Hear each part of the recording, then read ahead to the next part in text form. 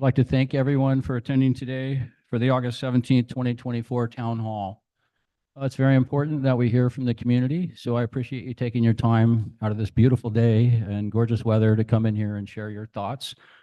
This presentation is mainly on the budget today, and we do have questions and answers, so if you're interested and want to take the time, please come up and ask a question. Are there any board members or community members, committee members here? We ask you to stand up, please. Well, I think I saw Stu here too, raised over there. I just want to thank you guys very much. I know you put in a lot of time as it is, and then come in here on a day off, we'll call it, for this. I really appreciate it, and it's great that we hear what the community has to say. So that's it for me. I'll hand this over next to Lori. Well, let me introduce everyone. For you who don't know me, I'm Keith McLean, SVCA President. Lori Robinson, SVCA Chair. Joel Hoverling, our Finance Director, and Joanne Jensen, our General Manager. I'm sure you know us all, but just in case. Thank you, and I'll hand it over to Lori. Thank you. Thanks, Keith. I also want to thank you all for coming out today. I would also like to thank Joel and Joanne, all the department managers at Sudden Valley, the board, and the finance committee for their assistance and all the time they spent with budget preparation so that we could present it to you today. After the presentation, there'll be an opportunity for owner comments, both from here on the floor and Zoom. So we will try our best to answer your questions. If we don't have an answer, we will work on that and give you an answer in writing on the web that'll be posted on the website.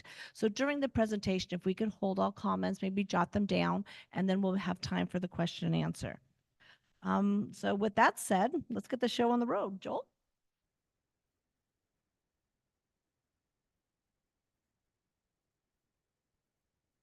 We'd like to start by talking a little bit about the budgeting process that we go through each year to prepare this very important document. It is an annual process, and we prepare two budgets, separate budgets for our operations and our capital budgets. Anticipated revenues and expenses, as well as all necessary repairs and replacements for assets, are considered as part of this process. To start off every year, Sudden Valley's department managers conduct an asset inventory and inspection. Then they submit input on the scope and schedule of planned repairs or replacements for equipment and buildings. Then the treasurer, finance director, and myself, the general manager, consolidate this input with other information, and then we prepare a draft budget. The kind of information that we look for as we're putting our budgets together, information about planned increases in the cost of utilities, for example, or what are insurance prices doing these days? Are we anticipating an increase in insurance? We gather a lot of secondary information, and we bring that all together with the input of our managers to create a draft budget. Once the budget has been drafted, the Finance Committee reviews it and gives their recommendation to the Board of Directors. And this past week, that occurred, and the Finance Committee did recommend the current draft budget for approval. Once that has happened, the board then reviews and hopefully approves the budget, which is then presented to the members as part of the annual election cycle. This process that we follow ensures that the budget presented to the membership is a consolidated picture of all association finances.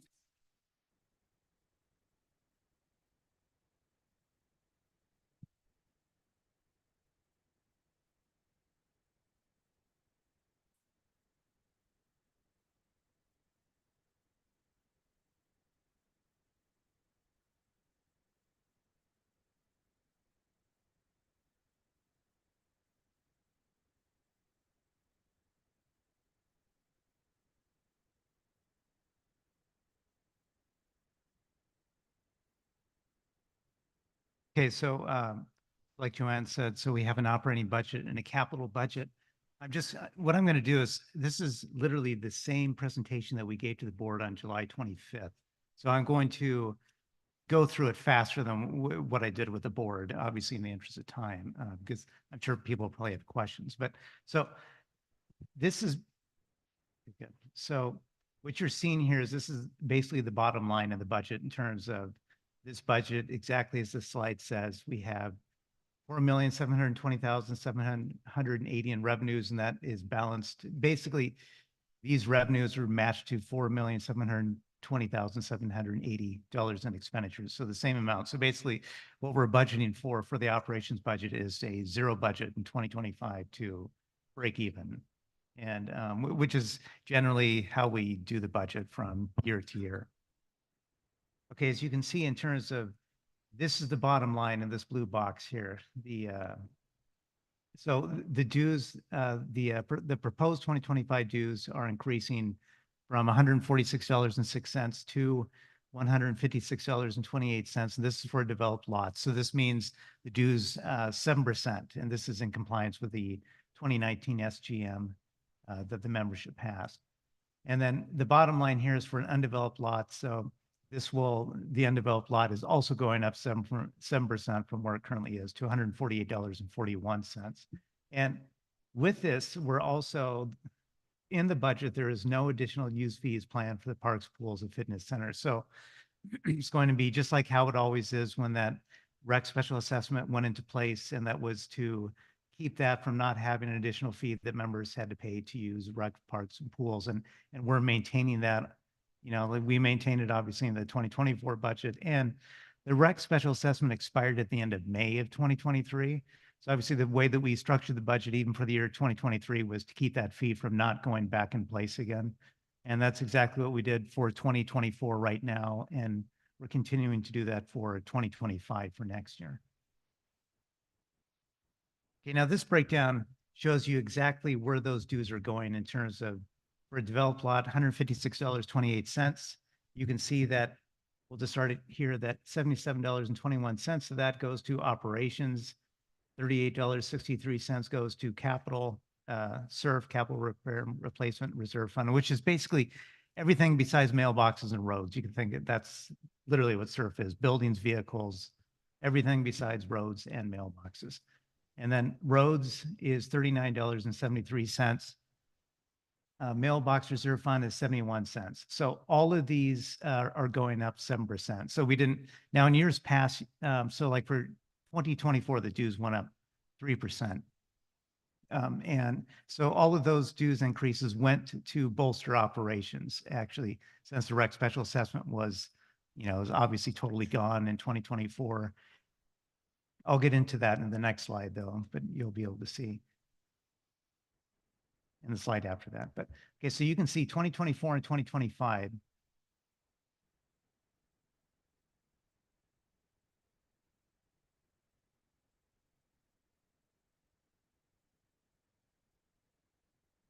Let me do this.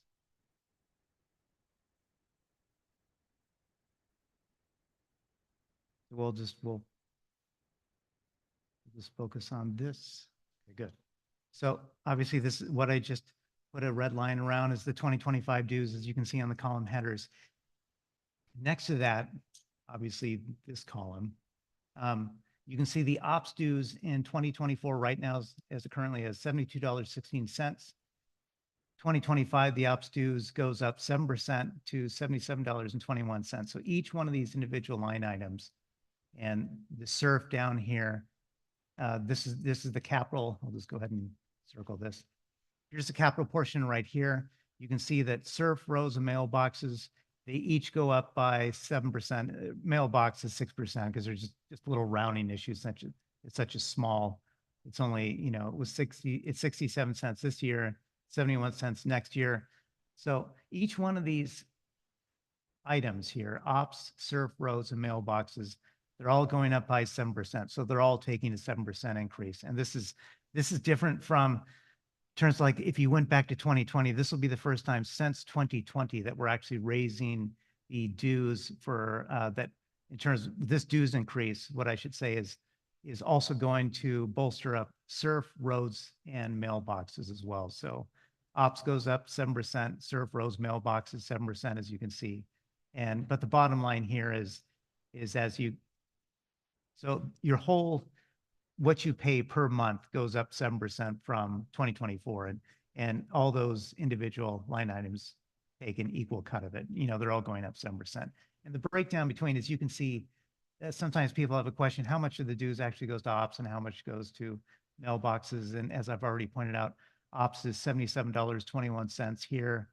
And SURF is, all of capital, $79.07. So you can see it's fairly even. There's a little bit more that goes to capital than ops, but it's pretty close to, you know, like if you do the math on it, capital is probably about 50.5% or so, and ops is, 49.5, but it's real close. But that's the breakdown. And you can see down below here, undeveloped lots, obviously this section down here, you can see 2024 bottom line, $138.71. And in 2025, it'll go to 148.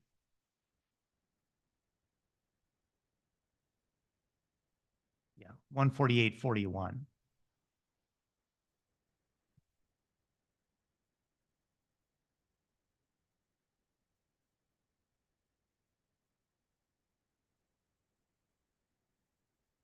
There's a lot of numbers on this one, which is why we got this enormous screen so that you would have a chance of being able to see them.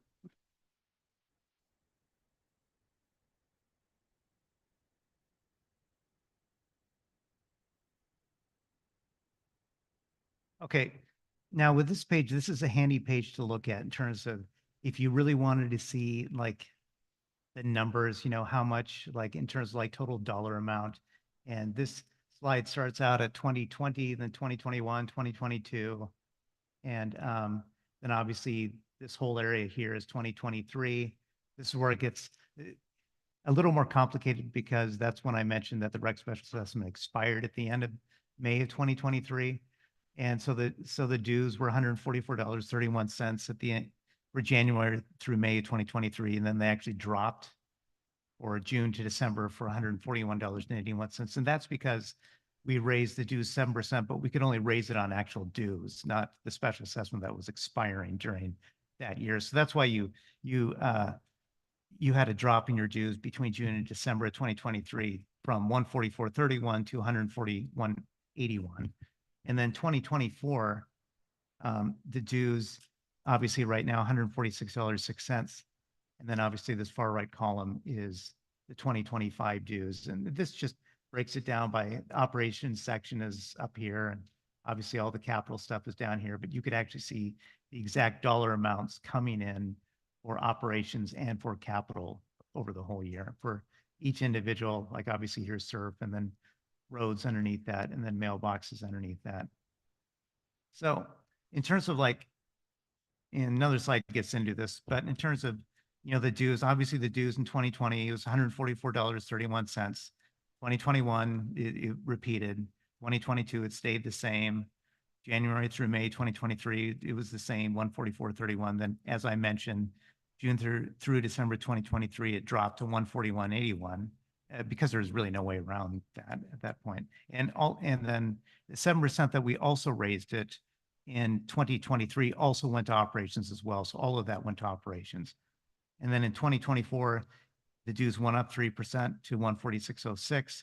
And then once again, all of that went to operations. But if you averaged out between 2020 and 2024, basically that entire time period, your average dues on a monthly basis of what you paid would be $144.37 and per month, like if you average out all of these different dues amounts. And that's not even taking into account, remember in 2020, when there was a month where dues were forgiven for 1 month. So that actually doesn't take that into account as well. But so let me. Okay, so this slide right here, basically, and this slide pops up in the budget document from year to year, probably going back to maybe the 2019 budget document for the year 2020, possibly before. But all this is showing you is, this shows the different columns up here. You can see it starts out 2024, this gray far left column, that's current dues 146.06. And 2025, the proposed dues will go to $156.28. Then you can see how it's flat all the years through column 2020 or 2034. So basically what this is saying is, and we'll get into this a little later on, but when we get to the capital budgeting part of this presentation, basically, if the dues stay the same at $156.28 all the way through 2034, everything that you see in the capital budgeting spreadsheet that's coming up is essentially paid for, like it's budgeted to be paid for. And the capital budgeting, you'll see we always do it on a 10-year lookout basis. Now, this next slide basically is showing you. Okay, so this is just showing you all the net income sources. You can see, for example, we'll just start off here on the right. So you can see right here, your operations, regular dues, this light blue piece of the pie here, $77.21. This is the total income sources coming in a sense, to the association. And then if we just go around from, to the left around here, you'll see this is the marina. So basically what this piece of the pie is saying is, since marina technically has an operating income that's offsetting dues. So since basically when we figure all these dues, obviously we look at all the expenses, like from that very first slide, here are all our expenses, and then we try to balance that against all of the revenues. And so if we didn't have, if, like, for example, like the two main departments would be marina and golf. So if marina and golf did not bring in the revenue that they brought in, since golf is obviously it's budgeted for a net operating profit, and same with marina. But if we didn't have that, then this is saying that, so net marina income supplements monthly dues by $6.14. So if we didn't have that net operating income profit, then the dues would theoretically be higher by $6.14. And same thing for golf. In this case, it's $1.77, but that's how to read this pie chart. Then as we go around, you can see surf. There's the $38.63 here. And then here is the roads, the $39.73. And next to this is the total budgeted amount of the dues coming in. And the budget, once again, I haven't mentioned this yet, but I should have at the very beginning, that we budgeted the dues at a 95% collection rate. And we also budgeted 95% collection rate for this year, for 2024, and the year before that. And so when you see these amounts, 1,413,117 for roads, that's the dues at a 95% collection rate coming in. And this last really small portion is just the mailbox. It's really small portion of this pie chart right here.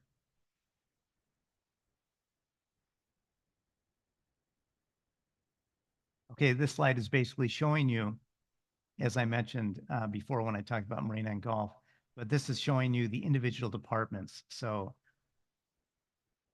like we'll look at, just for the heck of it, we'll just point out accounting right here. So you can see that accounting, basically how to read this would be, accounting will have a net loss, 438,519 for 2025. Obviously, accounting is not a revenue center. Same with facilities and maintenance in those departments. So that's why you see these departments all coming in at losses. Common costs. So this is everything besides the regular dues. Down below here, you can see in this section, you can see here's the budgeted dues right here, this 2,713,279. Then right below that, the budgeted net operating income for golf, 62,827. And then here's marina, 218,218. And then obviously the column before that is just the 2024 budget. But this shows you the increase, decrease, the next column over here to comparing 2025 to 2024. And then obviously the column next to that is just the rate of change between the 2 years. Now this slide right here shows this is only targeting the operation dues. So your operating dues is $77.21 a month. This slide is telling you basically what is being paid for with those dues. So you can see this basically rust-colored piece of the pie right here. This is common costs, stuff like property taxes, insurance, legal, so on and so forth. The next piece of the pie here, operations. Okay, so this is just basically the admin department. And then down here, the accounting department, this obviously this piece of the pie, facilities here, and maintenance, this portion, security and ACC, hazardous trees and all that, so on and so forth here. And the rec department is obviously this green portion, and the pools. And then you can see like on a per dollar amount, like, so the operations department, which is the administrative department, $15.73 of your regular operating dues goes to fund that. With accounting, it's $11.31 goes to fund that. Facilities, $5.30, and so on and so forth around. But that just shows you from that $77.21 of your operating dues, how much of that goes to fund the individual departments. And I said before, now you won't see marina or golf on this pie chart because marina and golf are budgeted to bring in a net operating profit. That's why. So that goes back to that your regular operating dues isn't going to pay for golf and marina, since it's kind of the flip side of that, since they're budgeted to have an operating profit that supplements dues.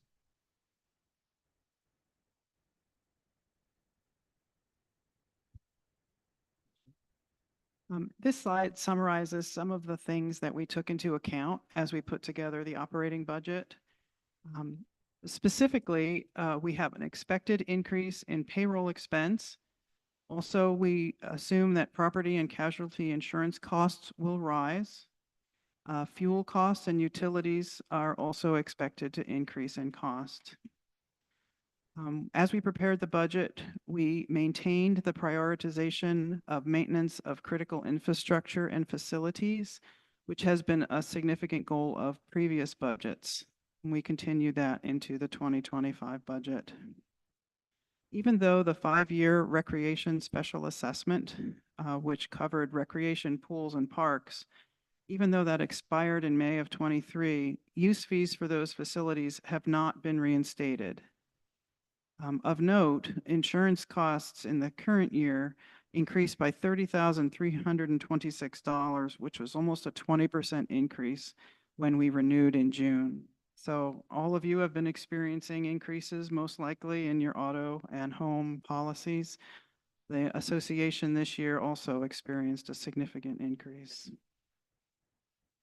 As Joel has mentioned, and it's worth mentioning again, funds collected because of the proposed dues increase of 7% will be divided between both the capital and operational budgets. And that's the first time since 2020 that the dues assessment for the capital reserves has been increased. So this is a very healthy sign for the association that we are in a position to contribute more money to our capital reserves.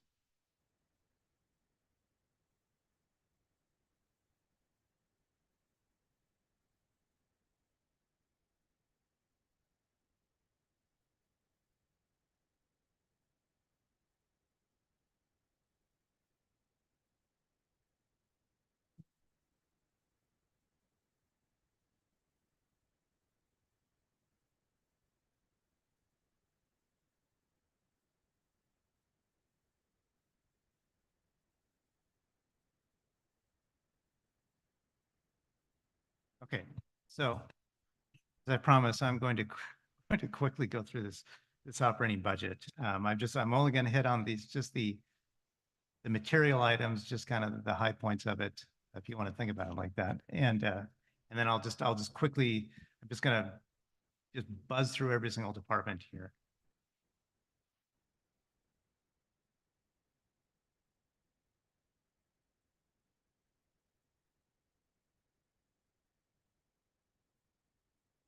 Okay, so just going through, we're starting out obviously with the common cost department.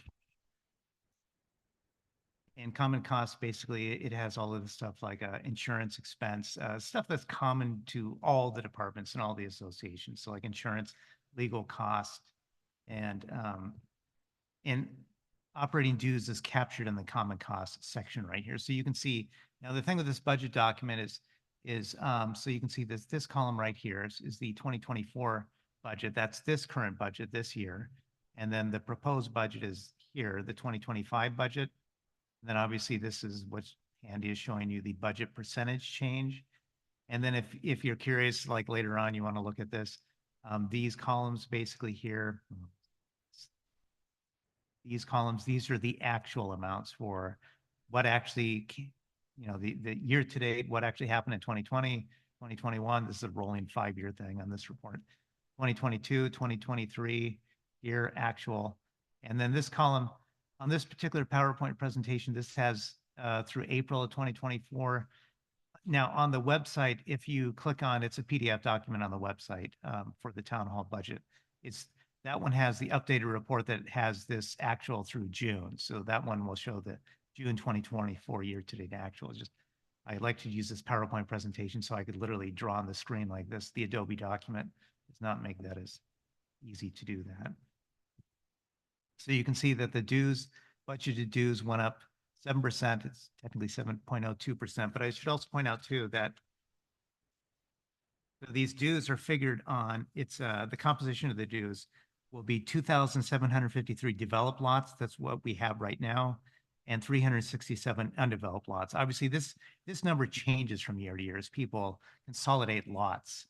So, like for example, someone consolidated a lot, you know, like next month, then we'd have 366 undeveloped lots, or excuse me, if people can consolidate, they can also develop lot can become undeveloped lot can become developed, obviously. So if someone completes a build on an undeveloped lot, then obviously that number goes down, then the developed lot number will go up in that situation, but they can also consolidate lots as well. Like if someone had a lot right next to them, they consolidated that, then undeveloped lot could technically go away and it's consolidated into the developed. But that's the composition, 2,753 developed lots and 367 undeveloped lots. And that's the number that literally makes its way into here. And so all those dues, you know, that I already pointed out on a few slides back, that dues rate is applied to those numbers at a 95% collection rate. And you can see,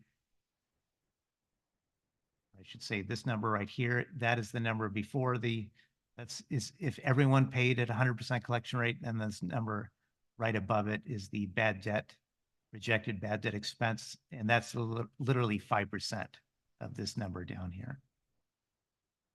But that's the biggest number, obviously. The biggest number that will change for the whole association and the operating budget is the operating dues coming in.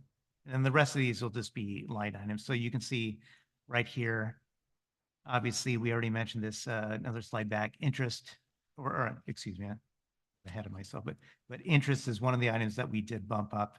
And this is just according to interest, you know, the increased interest rates that we're experiencing at our banks on all our deposits.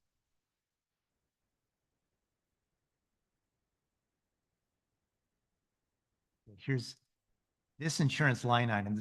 This is the line item that Joanne was talking about. So you can see this is a significant increase that we had in our insurance. So like in June, the policies that we paid for in June went up by approximately 30,000 right there, just in those policies in June. And you can see that we have budgeted for a 23.7, or between 2024 and 2025 budget, it says 23.74% increase. Now, basically what this is we're looking at the 2024 actuals right now, and we're just budgeting for an additional 10% on that. But as opposed to the 2024 budget, it's reading a 23.74% increase.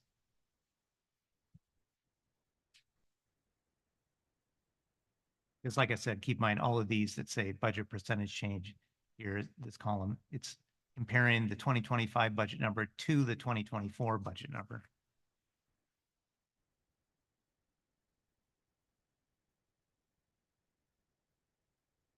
Okay, so we started with common costs, and now so I just pointed out a couple of the material line items worth mentioning in common costs. Now in accounting,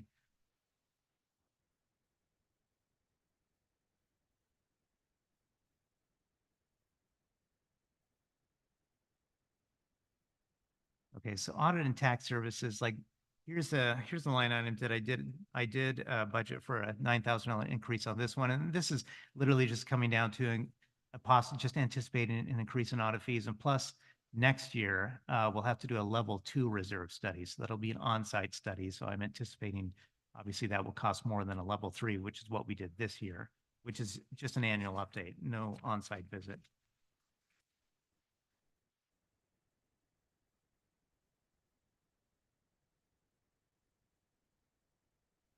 Okay, so since we're on, Common Cost does not have payroll in it, but all these other departments, for the most part, will have payroll, except for Marina. So now this is going to apply to every single department here, like at the association. So this association obviously has a unionized workforce. We have a collective bargaining agreement. We actually just renewed it in February, and that covers this year. And then, so 2024 through 2026, it's a 3-year collective bargaining agreement. Basically, when the CBA was finalized, CBA just short for collective bargaining agreement, when it was finalized in 2022, obviously there were payroll increases that became finalized into the budget, or I mean into that CBA from 2023 to 2024. So when we did the budgeting process for 2023 for this year, for the 2024 year, that CBA was still in talks. It was not finalized. So what we budgeted for in 2024 was a 3% pay increase. And what happened now with the CBA when that got finalized, that was over 3%. It was probably, on average, possibly around 7% in terms of for all the unionized workforce between 2023 and 2024. So where I'm going with this is the 2024 actuals will be higher than the 2024 budget because of that change of the collective bargaining agreement, of the actuality of what those rates actually became in February of 2024 for the rest of this year. But going into 2025, one handy thing about that CBA is the fact that we know exactly what the unionized workforce will go up, the pay rates in 2025, and we know it goes up according to the CBA 3%. So that's what's built into this budget, a 3% pay increase to reflect the CBA. But for some of these departments, you'll see that it's over 3%. But like I said, it's because this is comparing the 2025 budget here to the 2024 budget. And like I said, so in 2025, what we're budgeting is actually comparing it to 2024 actuals as a result of the CBA finalized in February. And so keep that'll apply to every single department going into. So now we're on facilities. And so at this point, we'll trust me, we'll pick up a lot of speed here now with these departments.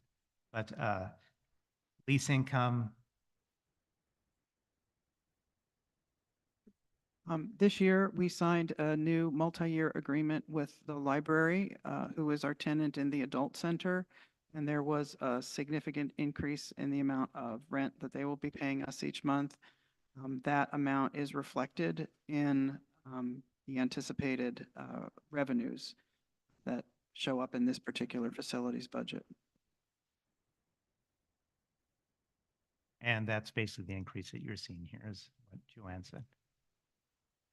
Okay, for facilities, now that we're into this, so basically I'm looking at this whole utilities section right here.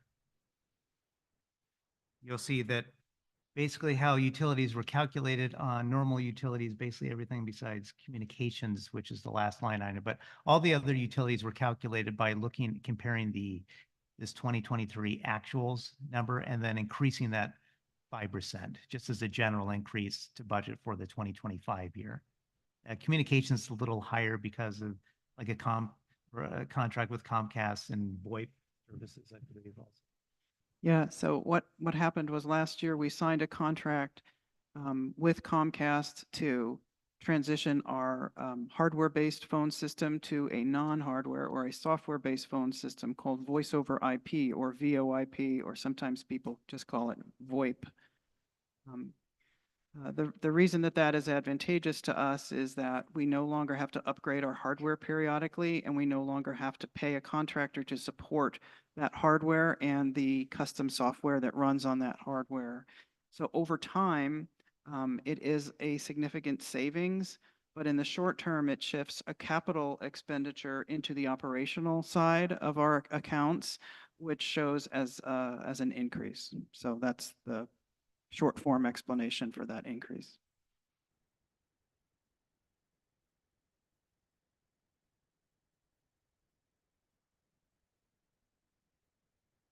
Okay, so skipping ahead to now to the golf budget, and like one thing when we did this budget, the one good thing about it is there's not a lot of, well, actually there aren't really any wish list items at all into this budget, meaning in terms of there are no new positions added to anything. It's the positions that are the staffing levels, the same as the staffing level in 2024.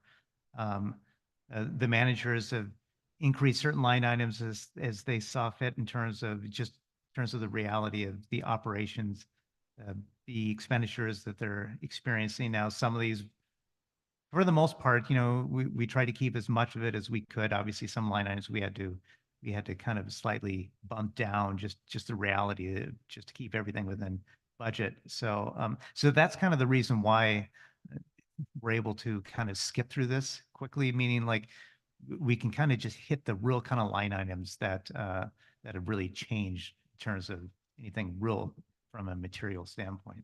But you can see with the golf budget right here. Now, Kevin Leduc, obviously all these department managers, they set their budgets and then they bring it to us and talk to us about it and review it. And so Kevin Leduc here's his budgeted revenue. Budgeted revenue in 2024, 1.29 million. 2025. Now, if you look back, like in terms of what actually happened in terms of 2023, you'll see here, right there. So he had 1,468,000. Obviously, this was Brian in this case, at this point, but 1,468,000. We budgeted for 1,425,000 for 2025, and that's just in case that they don't have as great of a year as what they had in 2023. There's terms, it could be weather or whatever that could cause that. So trying to. Yeah, so as we prepare the budget, we take a very conservative stance on estimating revenues. And the reason for that is because we don't want to get ahead in our spending. A large proportion of our revenues come in through the golf course and from the marina. And those revenues tend to be collected in the spring and summer months, much more so than in the early part of the year.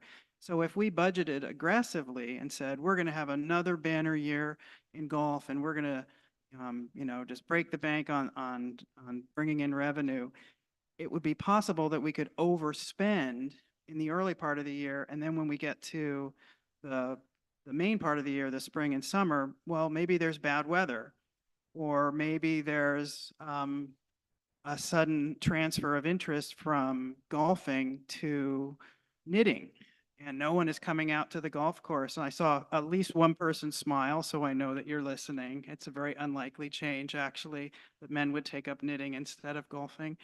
But we are purposely conservative in the estimates of our revenue so that we don't overspend early in the year and then get behind the 8 ball.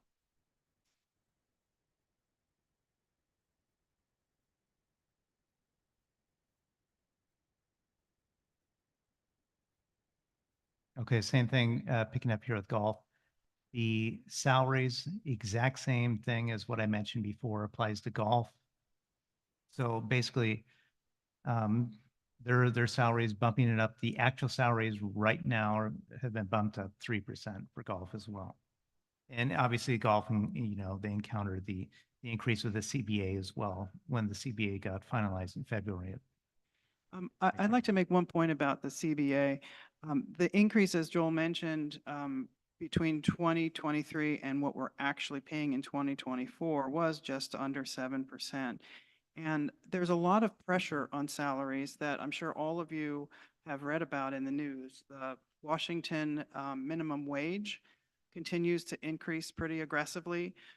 Earlier in this year, the city of Bellingham implemented a $1 over the state minimum wage. Well, that affects our hiring. We're not able to hire people at that minimum wage anymore because they could get a job in Bellingham. Instead of 16.28, they could make 17.28 in Bellingham, the city of Bellingham. So there are a lot of pressures pushing salaries upward. Management salaries did not increase by that amount. Management salaries increased by only 3%, which was generally acknowledged to be a legitimate cost of living increase between 2023 and 2024. We were successful, I believe, in reaching a very fair agreement with the Teamsters Union in the CBA that we signed earlier in the year, where we did increase salaries and we did increase benefits, but not in an exorbitant way. The initial offer from the Teamsters or demand, depending on what side of the table you're sitting on, was very high for a much, much higher increase than 7% and much, much more costly increases to benefits. But by sharing the information about our finances and being realistic about the fact that our association is funded primarily by dues, we were able to reach a much more reasonable agreement. And so although you see that bump, it could have been a whole lot worse. And we are negotiating salaries in an era where there are many environmental factors pushing those salaries up. And you all seen that in the news. So it's unfortunately it applies to us here very much so.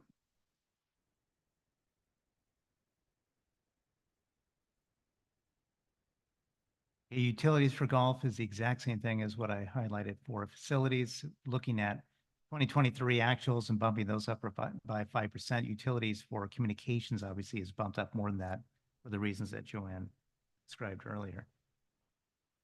Now on this page, this vehicle fuel here, right here. So vehicle fuels basically is the same approach with the vehicle fuels utilities, looking back at the 2023 actuals and increasing that by 5%, reflecting that here in the 2025 budget.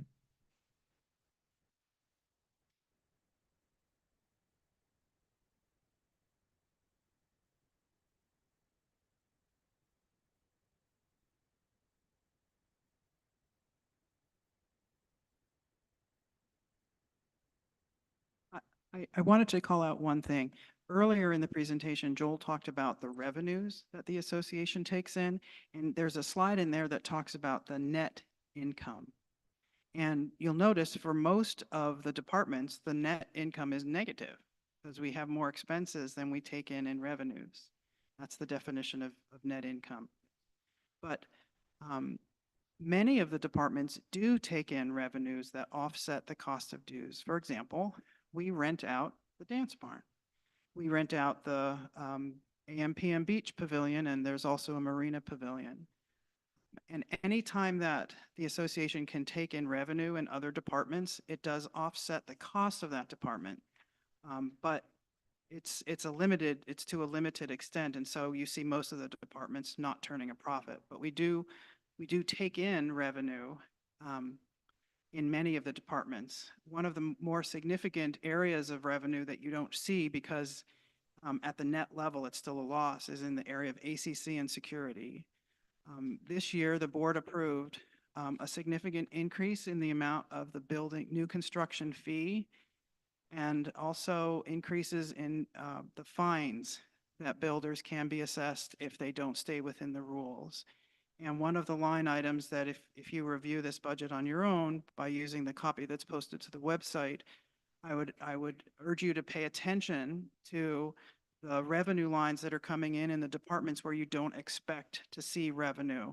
And if you look, and our budget is a wonderful document because it shows you the actuals for 2020 through 2023. And if you look, you can see that through good stewardship on the part of our department managers, those revenues have quietly and slowly continued to grow over the year. And to the extent we grow those smaller streams of revenue, we continue to offset dues so that you don't bear the full cost of the increased costs that we see for materials and for labor. So if you do take the time to go through the budget more carefully on your own, do pay attention to those smaller revenue items and specifically look into the ACC/security department, because that's where the new construction fees are recorded in our records. Yeah, so basically with these departments, even though some departments, like rec, or facilities with the leases, even though they're still recording a net loss, if it wasn't for those revenues in there, the net loss would be greater. Then you would theoretically need more dues to make up for that.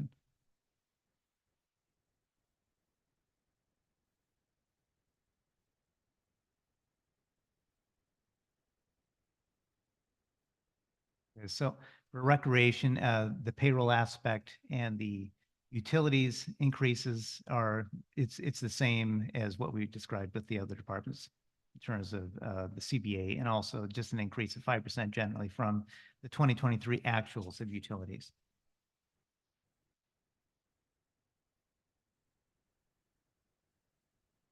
One increase in the hours of payroll hours that were included in the 2025 budget. The only area in which we're increasing is in lifeguards. And the lifeguards are staffed based on a ratio. When we fill up the pool to capacity, we need to have a full complement of lifeguards there. This year, we're very fortunate, as we were last year, in having a full staff of lifeguards. But as some of you may have noticed, other facilities in our area were not as lucky. Blodell couldn't open for as many hours of swimming. There are other pools that had to curtail their hours. One of the reasons we're able to attract and retain a good full lifeguard staff over the summer months is that we offer free certification. So if someone interviews, has the right background and experience, shows a good attitude, we will offer them participation in a certification course for free. And if they pass it, then obviously they're certified and they can be a lifeguard here. But as we see larger numbers in the pool every year, we also have to have a few more lifeguards on staff in order to accommodate them. Okay, so in the maintenance department here, this section, payroll benefits, obviously we've already talked about the main driver behind payroll. However, there are a couple line items right here which I did bump up, and that's the weather response payroll. So in 2024, we budgeted 10,000, and then you see some payroll taxes below that for 1,000. But so I decided to bump that up to 15,000 just to cover some extra weather events if, like in 2025, if we have some really good snowstorms that hit above and beyond normal. Yeah, our last snow season was relatively modest, although we did have an extended snow and icing event that was extremely chaotic for everyone. But overall, our spend was a little less than anticipated, and often there's a boomerang effect. When you have a year that's a little easier on the pocket for snow removal, the next year will be much more challenging. And so we prepared for that by ensuring that we had a little bit more money in the budget for that, and we won't have to go to reserves in case we have a bad winter. Obviously, if we don't have a bad winter, we won't spend that money and it'll be in reserve for the following year.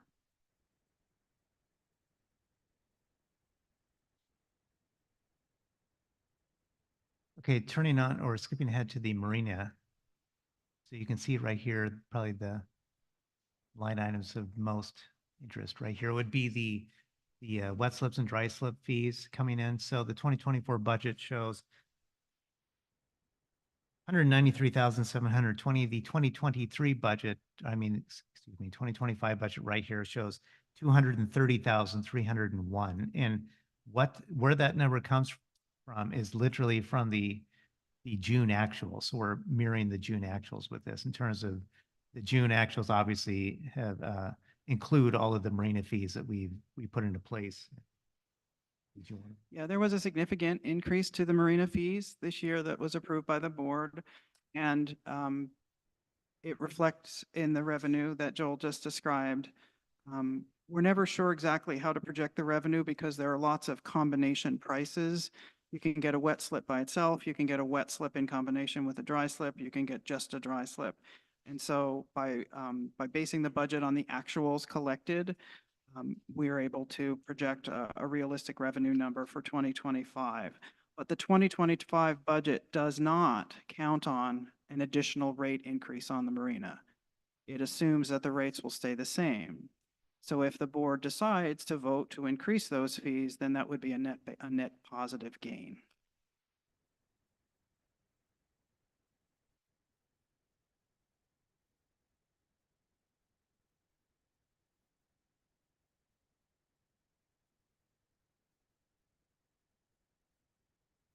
Okay, so in the administration department on that previous slide, the pie chart, when you see the ops section, that's what this is referring to, the administration, operations dash administration.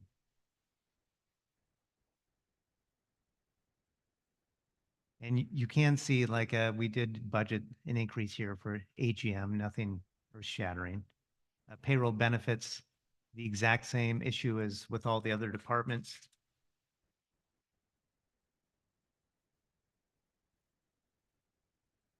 Some increases to IT support services for 10,000. Now, skipping ahead to the Parks Department, actually, we're just going to skip over this altogether. Now, I mentioned this last year, but Mike Brocker, maintenance supervisor. So what, on his request, he wanted to capture all of the expenses. So expenses are no longer being captured in parks, they're being captured in maintenance. So you could almost think of maintenance in parks. He's just absorbing all of those types of expenditures like payroll, so on and so forth, into maintenance. So that's why you see 2024 and both 2025 are zero budgets, but payroll costs and stuff like that, like Mike's people in maintenance, his time, their time being spent on parks is just flat out captured in maintenance as a maintenance expense.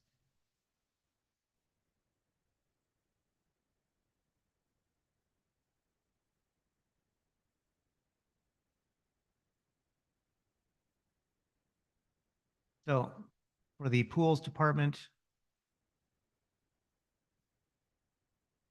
basically here in salaries, as Joanna already mentioned, this is the only department right here that actually has, like, if you want to call it, well, technically it is like a small increase to FTEs, and that's just to reflect the reality of more lifeguard hours being used.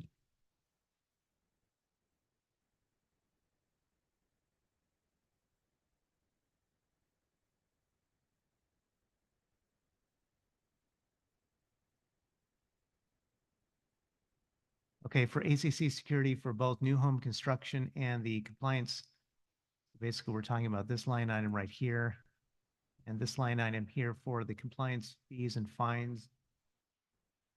Yeah, that's what I mentioned previously. You can see that there's a significant anticipated increase. The other notable line item you'll see here, which is quite frankly needed, is the hazardous tree line item right here. This hazardous tree obviously is very expensive to the association. This is just, as you can see here, 2023, we spent 144,438 in hazardous trees. 2022 is 61,000, but that was supplemented by UDR, approved money from UDR from the board as well. So we have bumped it up from a 2024 budget of 55,000 to a 2025 line item of 100,000. And I mean, with trees, if they did keep going the way that they are going previously, like we very well in 2025 could also go to the board for a UDR transfer if trees exceeded 100,000. Hopefully that won't be the case since we spent so much money on trees lately. Professional security services right here for our security. Basically, this has generally just been, you can see the big increase really was between, like 2022 and 2023 when it went from, I'm basically talking about these line items right here. You can see when it went from 231,259 to 2023, 285,269, and that's just flat out an increase in their fee structure at the time. So the 2025 budget has been budgeted basically by the 2023 actuals and increasing that by a general slightly more than 5%, kind of like with utilities and vehicle fuel.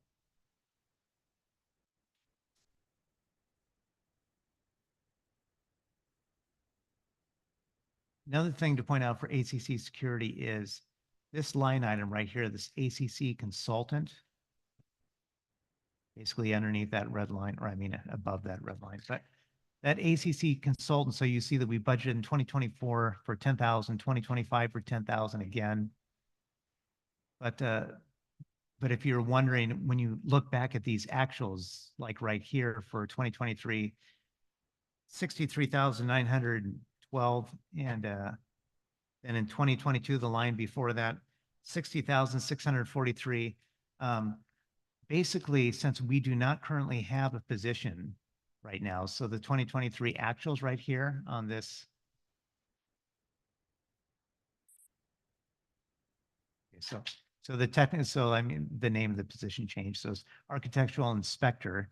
The ACC consultant is essentially picking up the work that the architectural inspector would have done. So it's kind of at this point, you'll see one or the other, so to speak. So if we had an architectural inspector, you would not see as much money for the ACC consultant.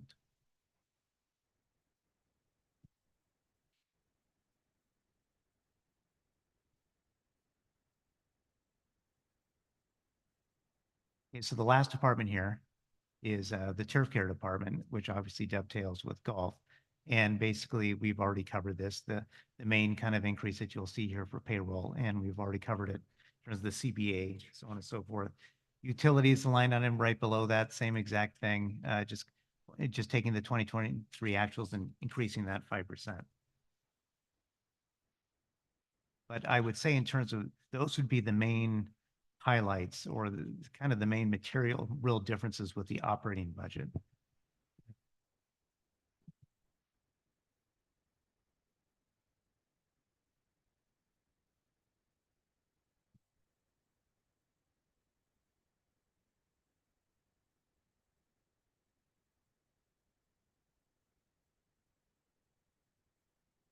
And now the capital budget.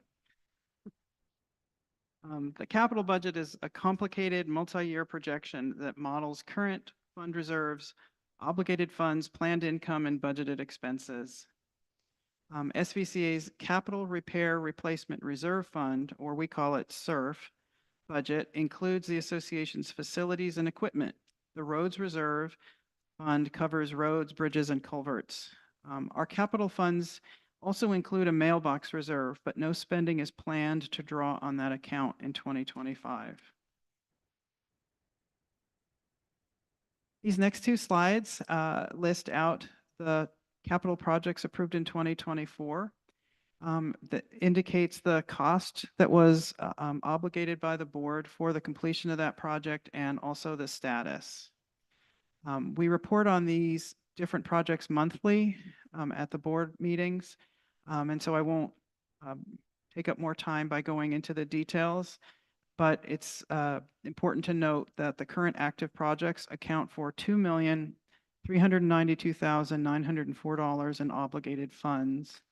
And as you can see, we have a very large percentage of the projects that are already complete at this point in the year, and very, very excited to let everyone know that on Tuesday, the newly renovated tennis courts here in the recreational corridor will be open for business. All three of the courts have new nets, and they are lined for both tennis and pickleball.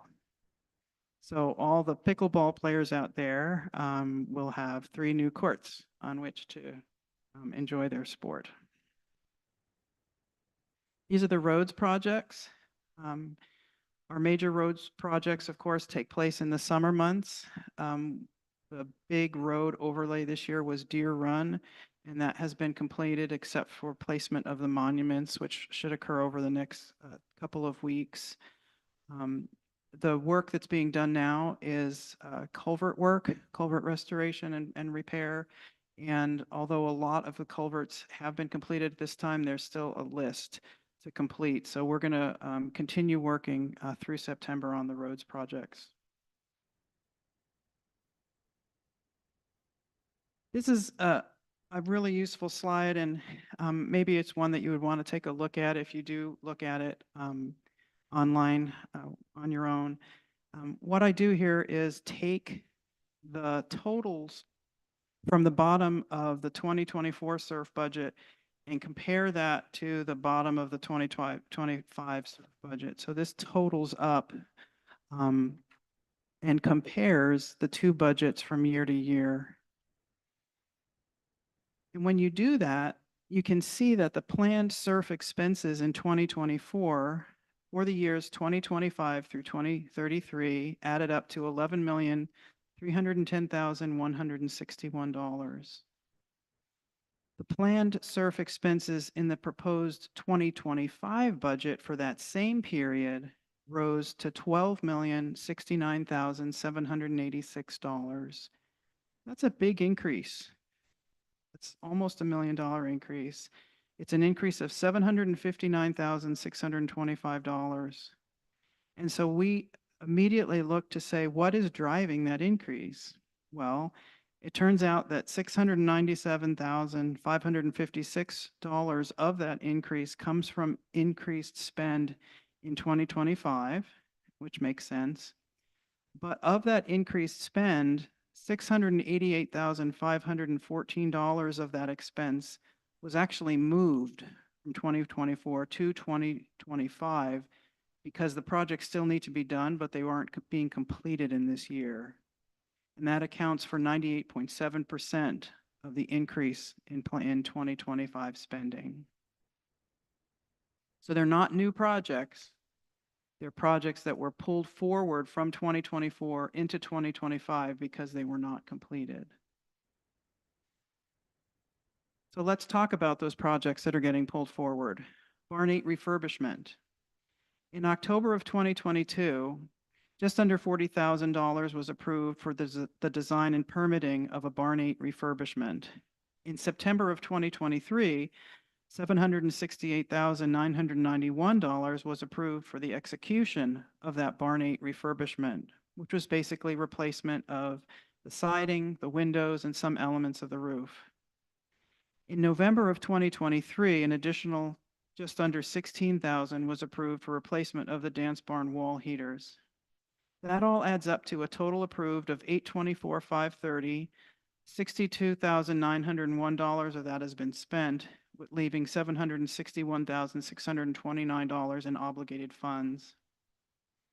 The proposed 2025 capital budget for SURF includes additional funds, even above and beyond that obligated 761.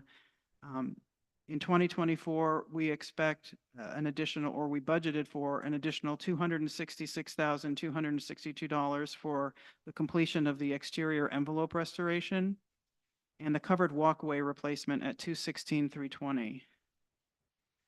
So the proposed total amount budgeted for Barn 8, when you combine all of that, is $1,244,211. That all just goes to show that the original amount budgeted for that important project has not been decreased. The funding has been maintained. The turf care building remodel started this year, and $117,177 was allocated for repairs in the budget, the capital budget for 2024. In January, the board approved just under $19,000 to make HVAC repairs and to complete design and permitting for the project. In the 2025 budget, $141,994 has been allocated to complete those repairs that are currently being designed and permits applied for. The clubhouse HVAC and then clubhouse renovation and equipment replacement. The 2024 budget included funding for those three projects, which added to $330,200. These projects were not completed, so funding again was pulled forward into the 2025 budget.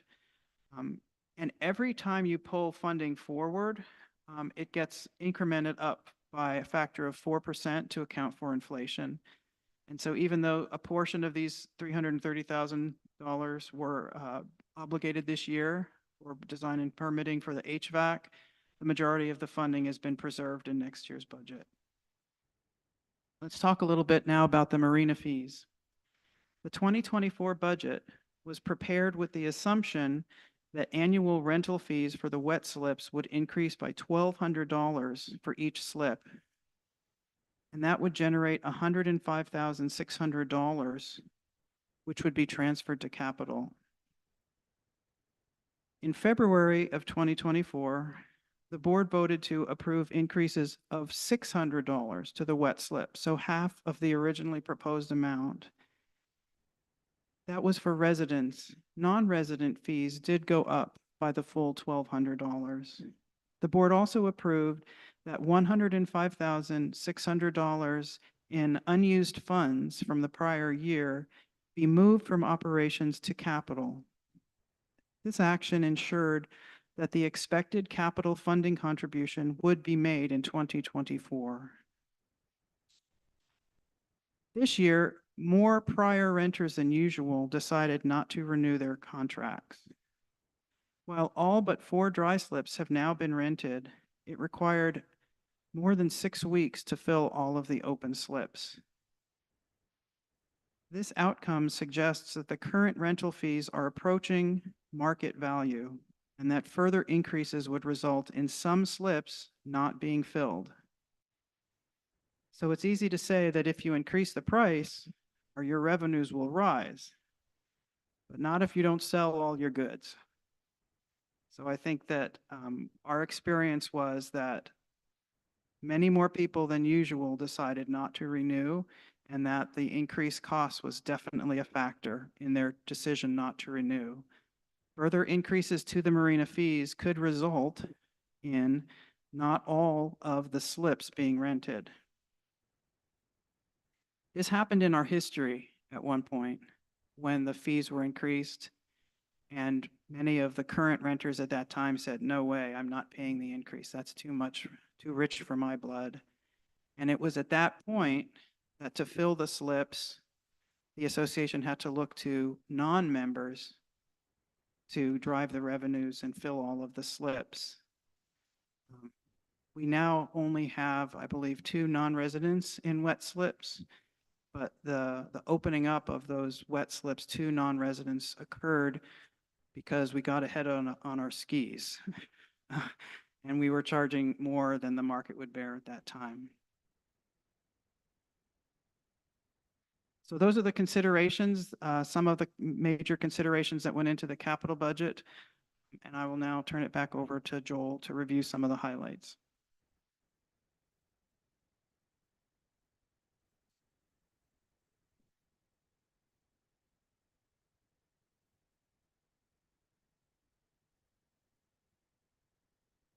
Yeah, so like she said, I'm just going to hit the highlights of these spreadsheets here.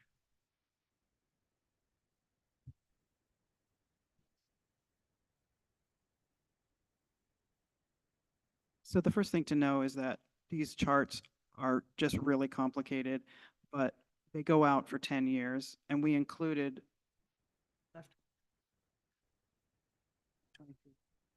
we left 2023 on there because some of the projects that are still obligated funding, but not they're not completed yet, were originated in 2023. So to reduce confusion about where the obligated funds are coming from, we left those projects on the spreadsheets.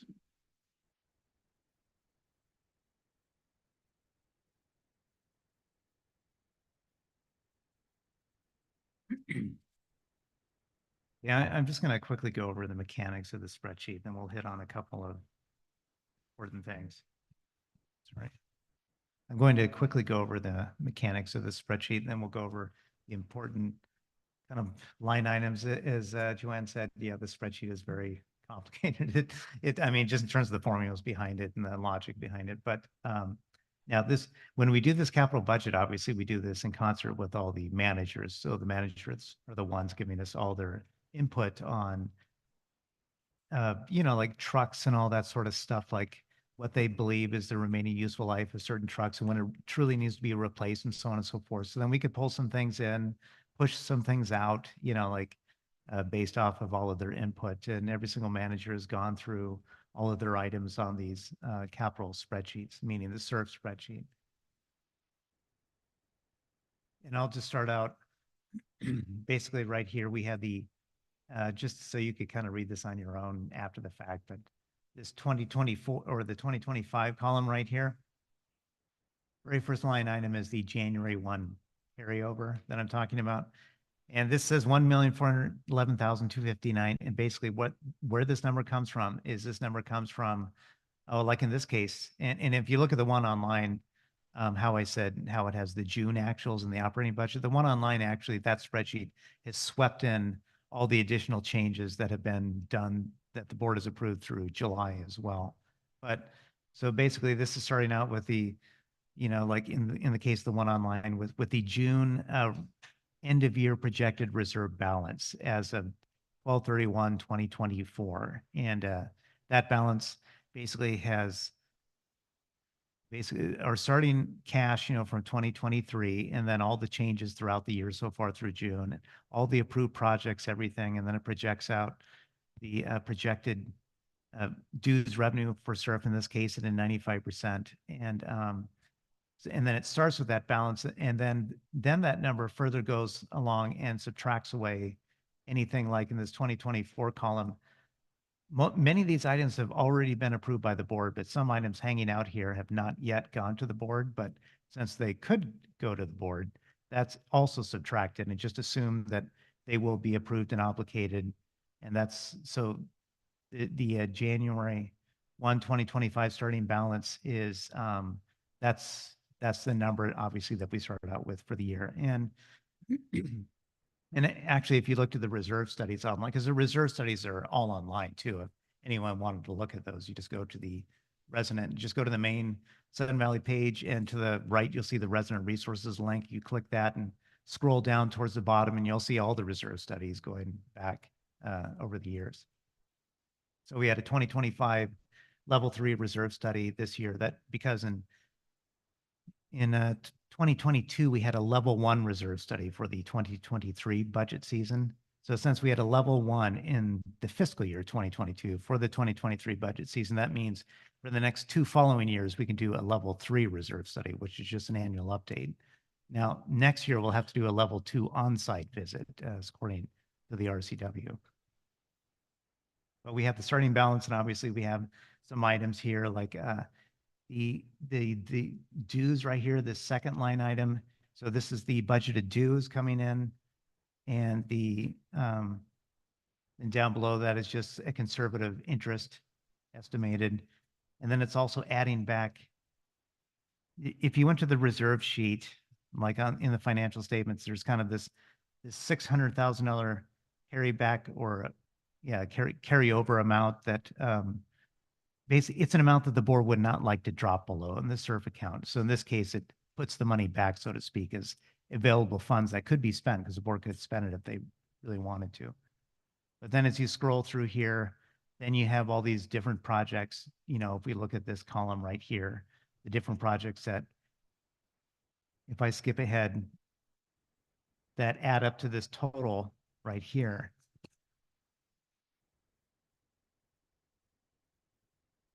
This total expenditures for 2025, in this case, 1,853,994. And then you'll see this, the thing that we're really working for is this bottom line, this expected residual year-end amount. In this case, it says 937,256. Now that is after the $600,000 amount that we would like to not drop below. So basically that just means that's the amount that is still available that the board could spend. And then that becomes the next starting value for the next column and so on and so forth. So basically this bottom line number right here, this row, is giving you the expected residual ending amount for any one of these years. And they're all positive, which is good. And earlier in the presentation, we said that the capital budgets, which we're looking at now, do not assume any dues increases after the 2025 increase. So that's why we're able to say confidently that all the projects listed, there will be funding without additional dues increases. And if there's a particular project that you're interested in, you can go to the spreadsheets and the presentation online, and you can look to see.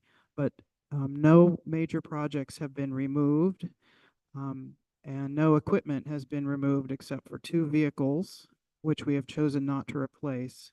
There's a Honda Element that is used by administrative and recreational staff to move between sites. So we use it to like move signs out to the gates and move supplies down to the marina, et cetera, et cetera. But we've elected not to replace that vehicle, and we'll use either golf carts or personal vehicles to do that work.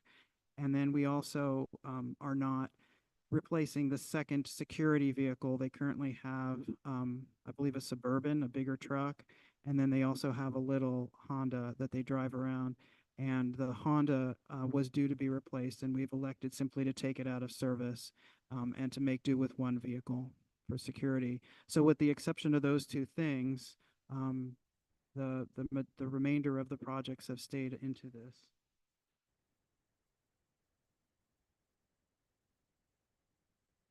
Oh, and Joel has reminded me that a third item was taken out, and that is a $71,000 budgeted amount had been set aside to complete a study to determine the feasibility and to actually design a connected trail system. Given that it would take a special assessment to fund that, that was removed from the budget. So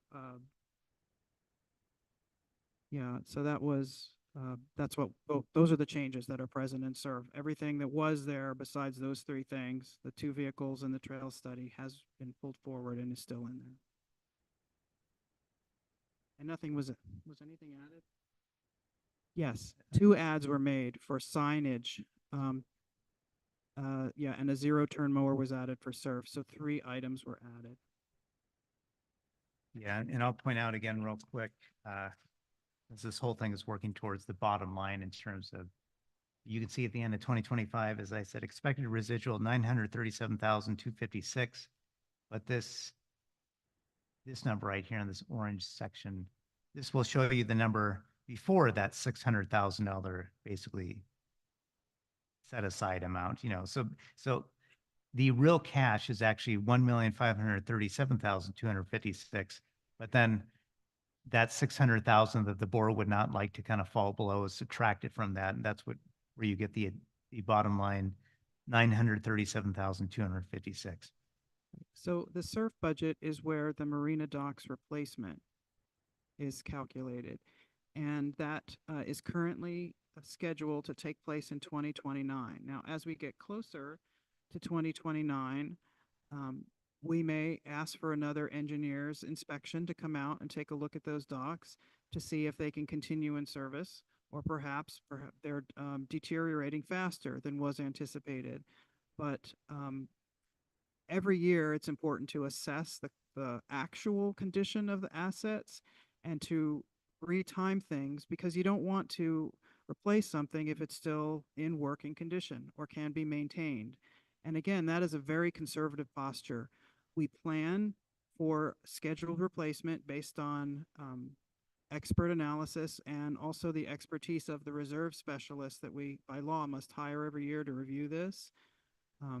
But then when we actually get to a point in time where we're making the decisions, we rely on the current condition, not some theoretical condition. So the capital budget is funded, and it does include replacing the docks, the wet slip docks, on the same schedule as the budget for last year.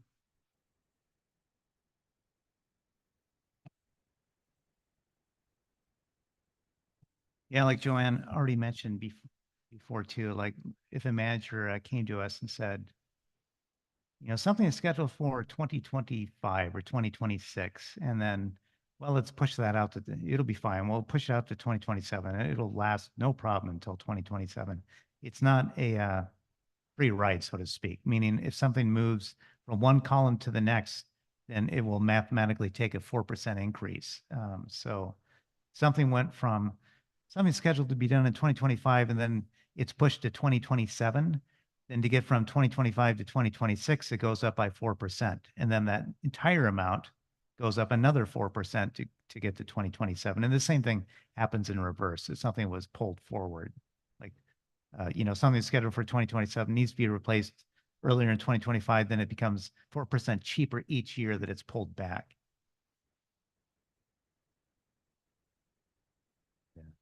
Okay, so now we're going to move ahead to roads.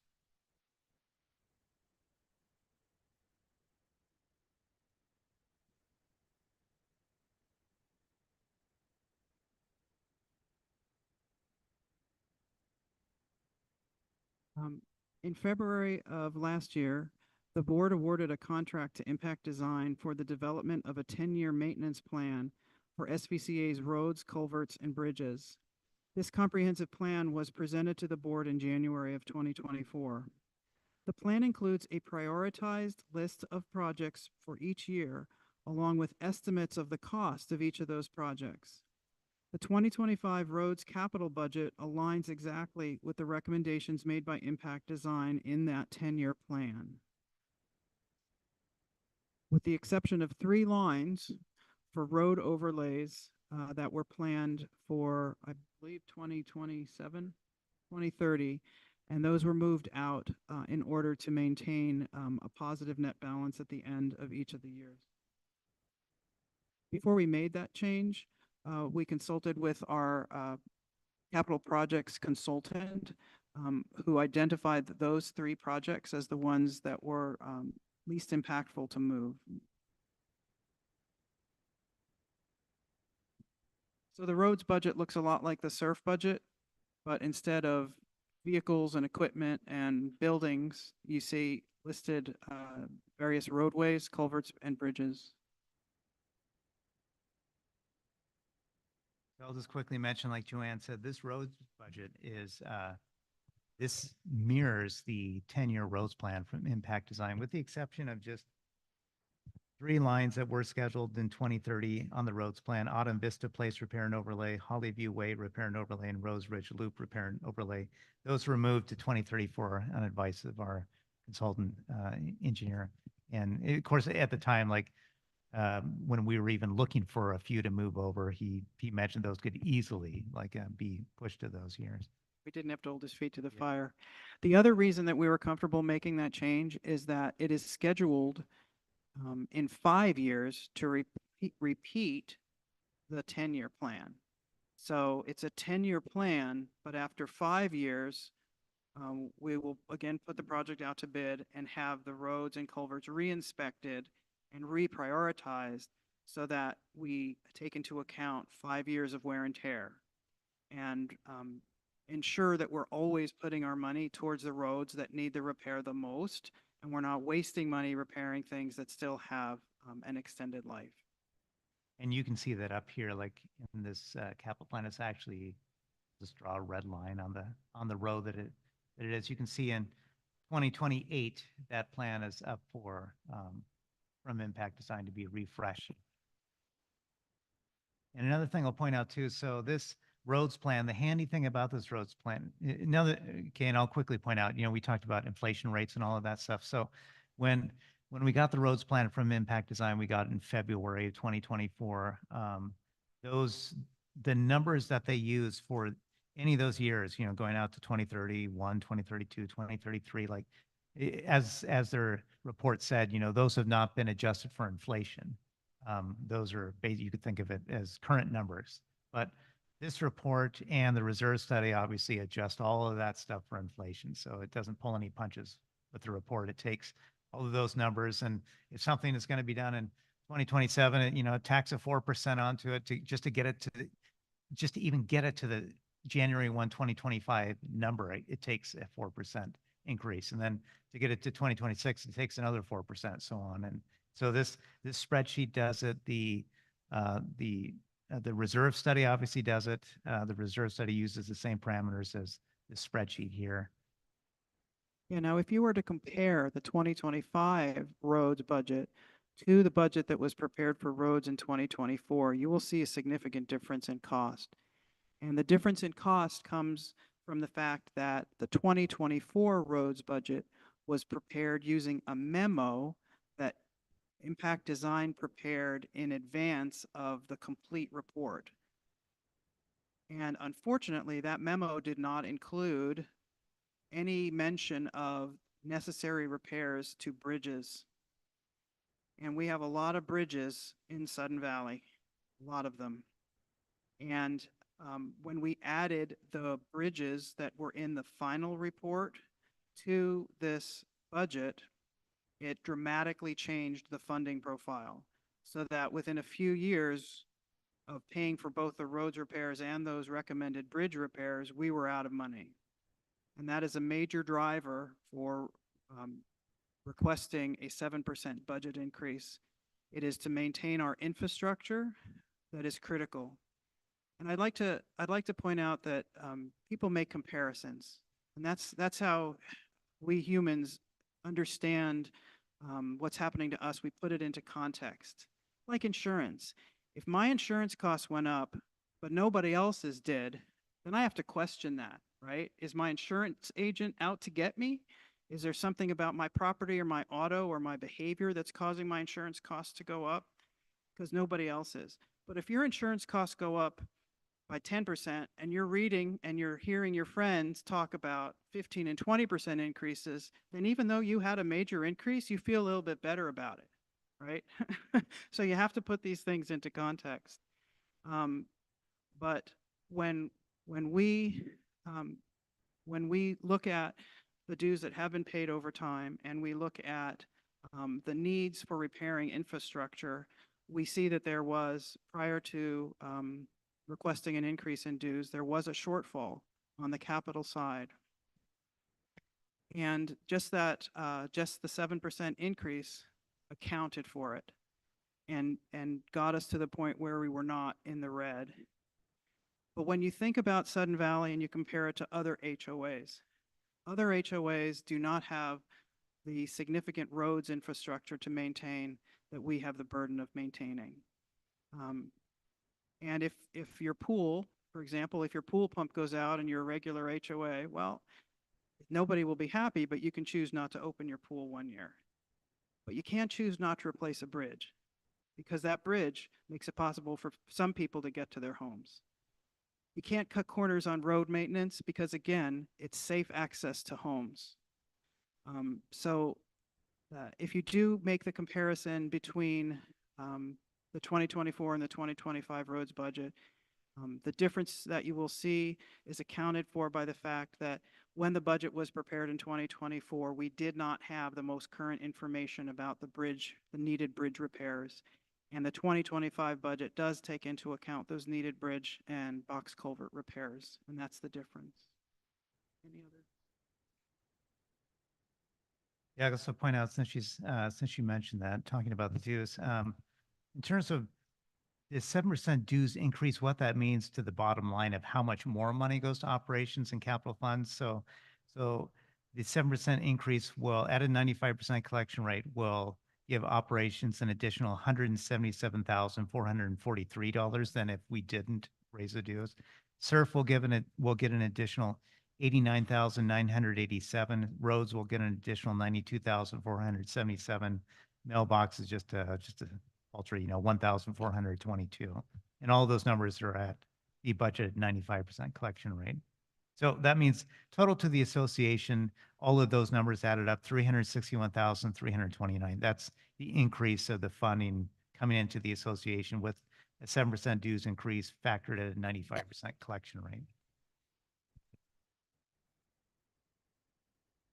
Yeah, I'll just point out real quick too, like with the SURF, with the road spreadsheet and the reserve study as well, the handy thing about this is when I updated these things, I didn't just say, like 2027 culvert work and just one lump sum amount. I actually included every single culvert, along with the addresses for that will be, you can see how it goes on for a while. And that's because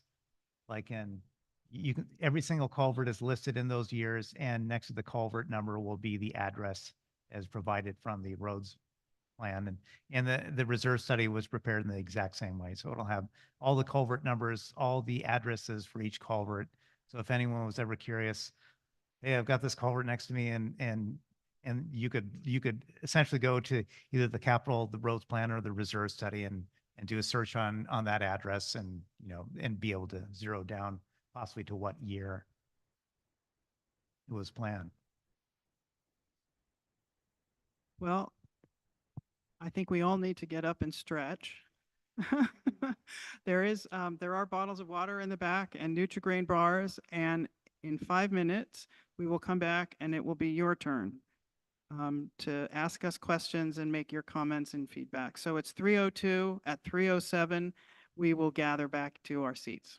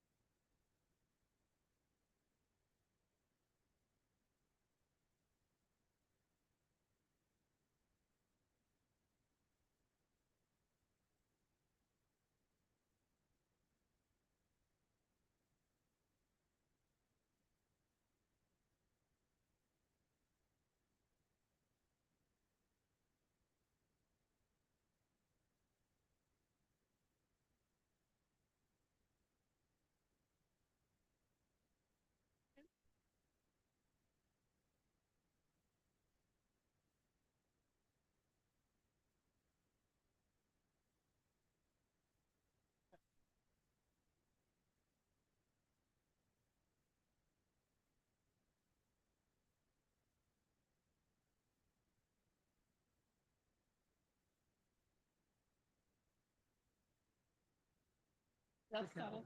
Are you going on a trip right away? No, I leave on Friday morning. Friday morning. Oh, wow. Where this time? Riviera Maya. What? South of Cancun. Oh, okay. It's supposed to be 101 degrees every Oh, day my over there. My gosh.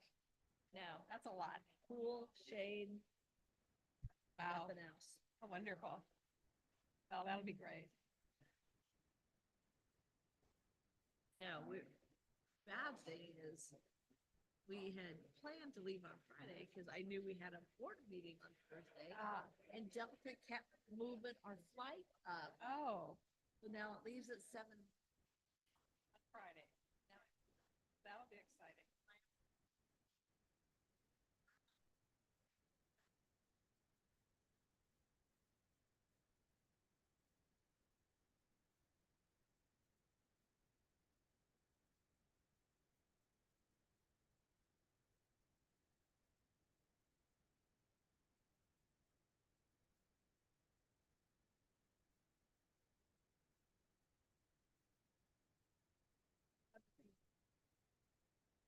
But it's not gonna. No, it's all budget. But I brought the whole bottle.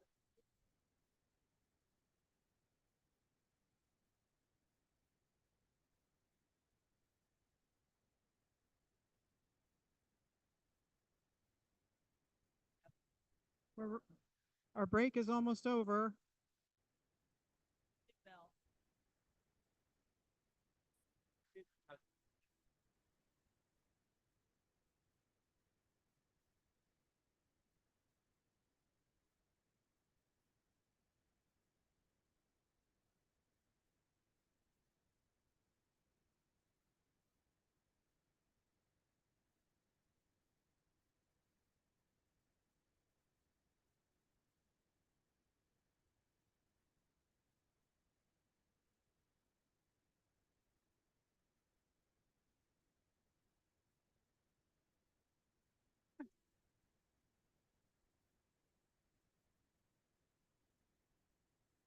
Okay, we're getting ready to start our question period.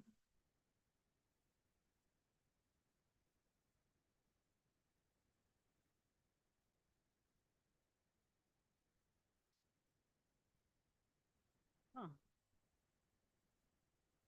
Everyone?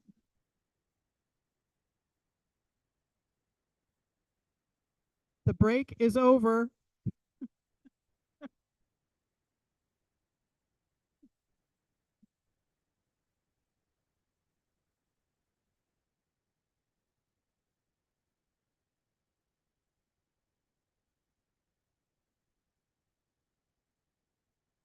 I don't see Joel. He's- Oh, okay. Okay. I'd like to review the rules of the road that we're going to be using for our question and answer period this afternoon. All members of the association have the right to speak, and we are here to hear you and take notes from what you have to say. We're also here to answer any questions that you may have. Okay? So the rules of our time together today have been set so that we can give everyone a chance. Okay? And if a member has a question, they are allowed that question and they are allowed one quick follow-up question. So don't sneak 2 questions in that are unrelated. Don't be sneaky. If you do have more than 1 question, you can go ask your first question and then go to the back of the line. Okay, but so ask your most important question first, and you do get a follow-up. So if you ask a question and we don't really answer it, you can say, you didn't really answer it, what about this? That's your follow-up. Okay?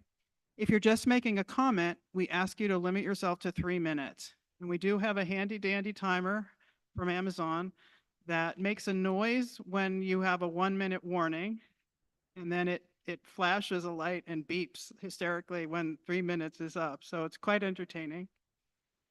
If you're in the middle of a sentence, please finish your sentence. But be aware of that 3-minute time limit so that you can express a complete thought. Okay? I believe we have people online as well. How many do we have online? Two people. Okay, how many attendees? 10. We have 10 attendees online. So most of you came out, which is great. But we're going to alternate between comments from in the room and comments from online. So if you're here waiting in line, we're going to start with the in-person comments, and then we're going to go to someone virtual and just go back and forth so we try and be fair. Everybody clear on the rules? And as Lori said earlier, if none of us here can answer your question, if you stump us, there is no reward, sorry. There's no prize, maybe next year. But we will take down your question and then we'll post to the website and the answers that we look up for you later. Okay? All right. So let's kick it off with our first homeowner. Please begin by stating your name and property address. Hello, my name is Michael DeVolio. You have to get right up, Michael.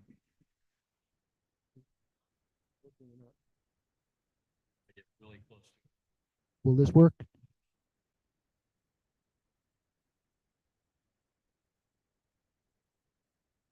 Hello? Oh, there we go. Again, my name is Michael DeVolio. I live at 37 Longshore Lane in Gate 1. I do have several questions, but I'll limit it to one, and it is related to the budget. And my question is this. If a house is under construction, does it fall within the definition of a developed lot or an undeveloped lot? I can answer that. After the final inspection by Sudden Valley, when a certificate of occupancy has also been received from the county, that flips it from undeveloped lot to developed lot. So my follow-up would be if the house has been under construction for several years with a building permit that expired in 2019, how do we deal with that? And how do we get that homeowner to, or that developer, whoever, to finish that house, get the porta potty out of the front yard and make it part of the neighborhood? That's a great question. And unfortunately, I don't have a great answer. The rules and regulations that I use to help to govern the association do not address that particular situation because it was expected that builders would want to finish projects since they tie up an extremely large amount of capital. There is no rule about what happens in that situation. However, we do have an active list of, or a current list of all of the active projects and are working with builders to get them restarted. Do you have a specific project? It's at 32 Longshore Lane, Yes. and the property is currently being used as a storage area for the construction project, which is not a permitted use. Correct. That is on our radar and we're sorting it out. When I say that, it means that we're working on it. It does not mean that tomorrow it's going to be resolved, but we are aware of the issue and taking steps towards its resolution. Thank you. Also, we should address also that the fees were, fines were increased to try to get builders' attention so they don't sit there and allow buildings to sit forever and ever. So that, and we also did the security, the deposit is twice as much the builder's fee. So we have some teeth now to get, to get some attention. Thank you. Do we have someone online?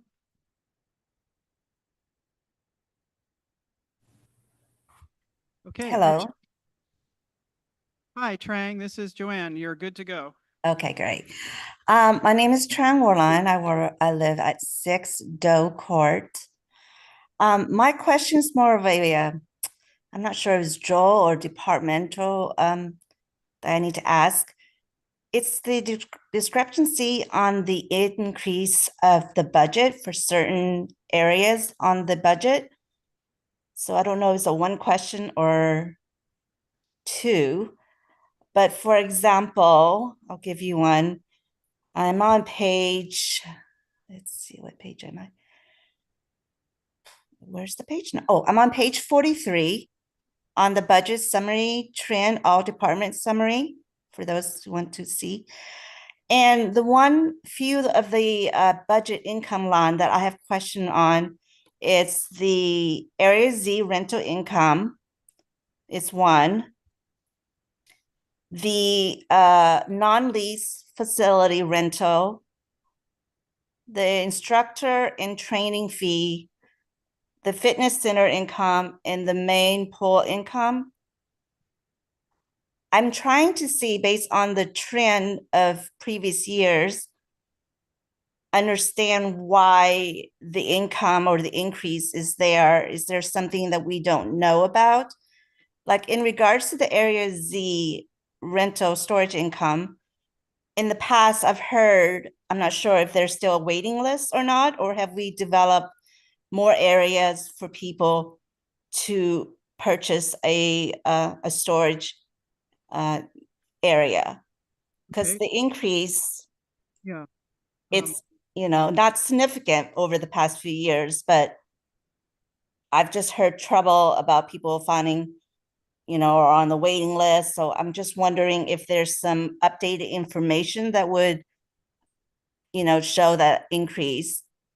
And then in regards to the facility rental, I don't know what is included in the non-lease facility rental, that the increase would be that significant. Okay, so let's take them one at a time. Area Z storage rental income does fluctuate by year, although the costs haven't changed for those individual spots. I believe we have 40 some odd, like 42, 44 slots over there in Area Z. We do have a waiting list. What does fluctuate from year to year is the bad debt expense. And you can see that that affects the total income, and you can see that reported in the budget. The actuals for 2023 of 20,631. You can see that we're slightly ahead of that as of April because of a higher collection rate, and also because we sorted out some slots that had not been paid for, and we got out the old tenant and we got in a new tenant that is paying on time. So by anticipating 24,000, it's a incremental increase. There's also a planned renovation of that space to take place in September. The fence is currently a temporary fence. It will be installed as a permanent fence. The gravel will be refreshed and regraded, and the spaces will be marked out in paint. And when we resort everybody, we will have the full number of spaces and we'll be able to fill them, and that accounts for the additional revenue. As regards the non-lease facility rentals, it is rentals of meeting rooms. It does not include the picnic pavilions at the marina and at AMPM Beach. Those pavilion rentals are shown up in parks, which is weird because we have no expenses there, but we do have income. The reason that you're seeing increases in facility rentals, Trang, is because we are advertising that we have facilities for rent. And shockingly, when we told people that they could come and rent the dance barn or other meeting rooms for various reasons, they started renting them again. So there you have it. That's just good stewardship. Do you have a follow-up question? Yes, so that answers my questions. But as far as like the instructor and training fee, in the past, I've heard, at least for the recreation center, and that we were having issues or having people gain their license to do instructor. Are we going back to that? Is that why the increase of the budget is occurring in 2025? Yes. We have 2 instructors currently, and a third has applied for a license to conduct classes on our property. When we enter into an arrangement like that, a certain percentage of the revenue that they collect from the classes or the individual instruction that they deliver in our facility comes to SVCA. And as I said, we anticipate that we will continue to see increased revenues for those instructors as membership and use of the gym increases. And as I said, there's another fitness instructor who we're currently discussing a license agreement with. So we anticipate that there will be more revenue. Great to hear. What is the fitness center income? I'm sorry? The fitness center income, what does that include? Access cards. Okay. And then the main pool income we no longer have, or we do? We do have pool income. I'm not sure where it's accounted, but you've reached your question along. with Okay. Frank. Next up, Deborah Kate Quigg from 36 North Point Drive, Gate 1. I just have comments. I'm setting my timer for 3 minutes out of respect to the board and to all the members. First, I would like to thank the board directors for volunteering the endless hours that you put into helping this community. Second, I would like to thank all the employees that take care of the company. And please pass the word to anyone who is not here. Thank you from each and every one of us. Each board member has specific gifts and talents and experience. They were elected to govern Sudden Valley. How can we support, encourage, and show our gratitude? I've had over 25 years of property management experience. This is the first time I have had to call and ask if there was going to be security at a meeting. Will this meeting and members of this community be remembered and talked about as being unified and respectful community after this members meeting? Today, will the community members speak in a concise and calm manner about things that they are concerned about? Will the community move forward, leaving the past behind? I implore you, on behalf of those who seek peace and unity, let us be known as a community who puts aside differences, who look forward to a better future, and who are remembered fondly. I'm praying for all of you. I wish you all well. Let us be united.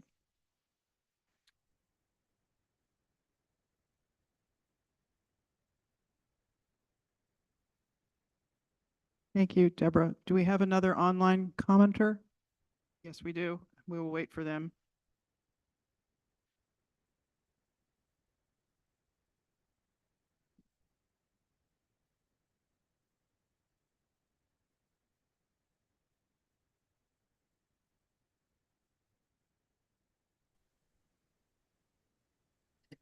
Hello.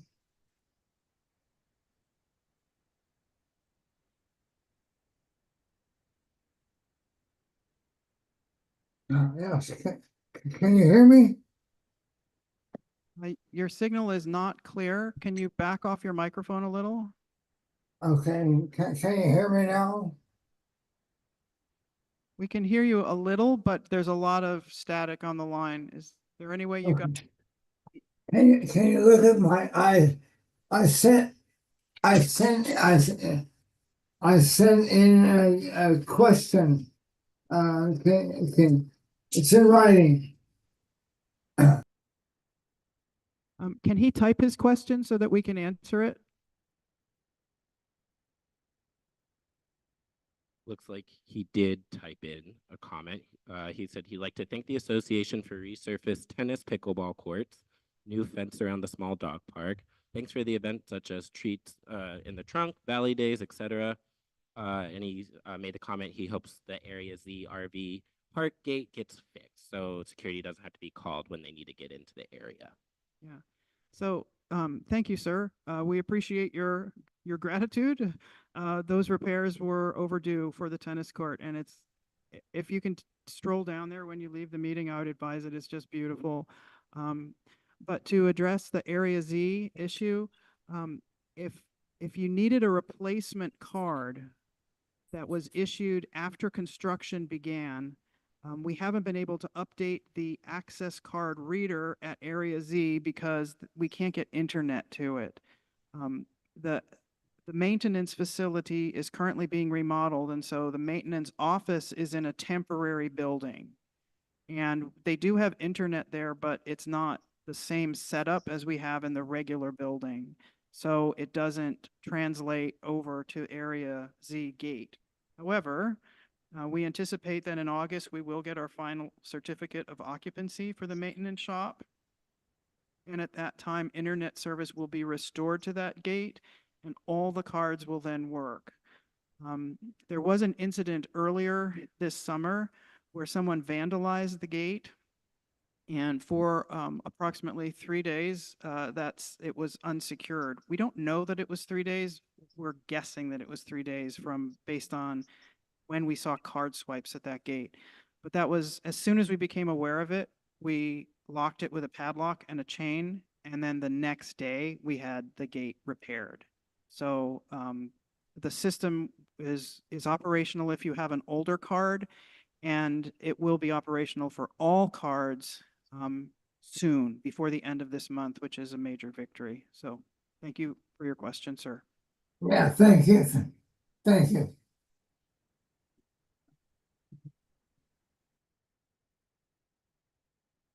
Nancy Alionak for Sandalwood Circle, and I have two quick questions for Joanne. The first is, will this space be available for the AGM and for the scheduled events leading up to the AGM, or will Kingworks be in here playing constructor set? Second question. When you talk about collecting the fees for wet slips, are you doing anything to encourage people to pay in a timely manner, or are you basically letting them slide until whatever months go by without any encouragement? Because since they're using the fact they're not paying up on time as a reason to say dues have pretty much maxed out where they are, or excuse me, rentals have maxed out where they are, they have to, it can't be because you're not trying to collect your money. Yeah, right. So let me take those in order. The structural analysis that the board authorized a couple weeks ago is scheduled to take place on 5 business days in the week of September 16th through 20th. During that week, this dance barn and the fitness center will not be open for public use.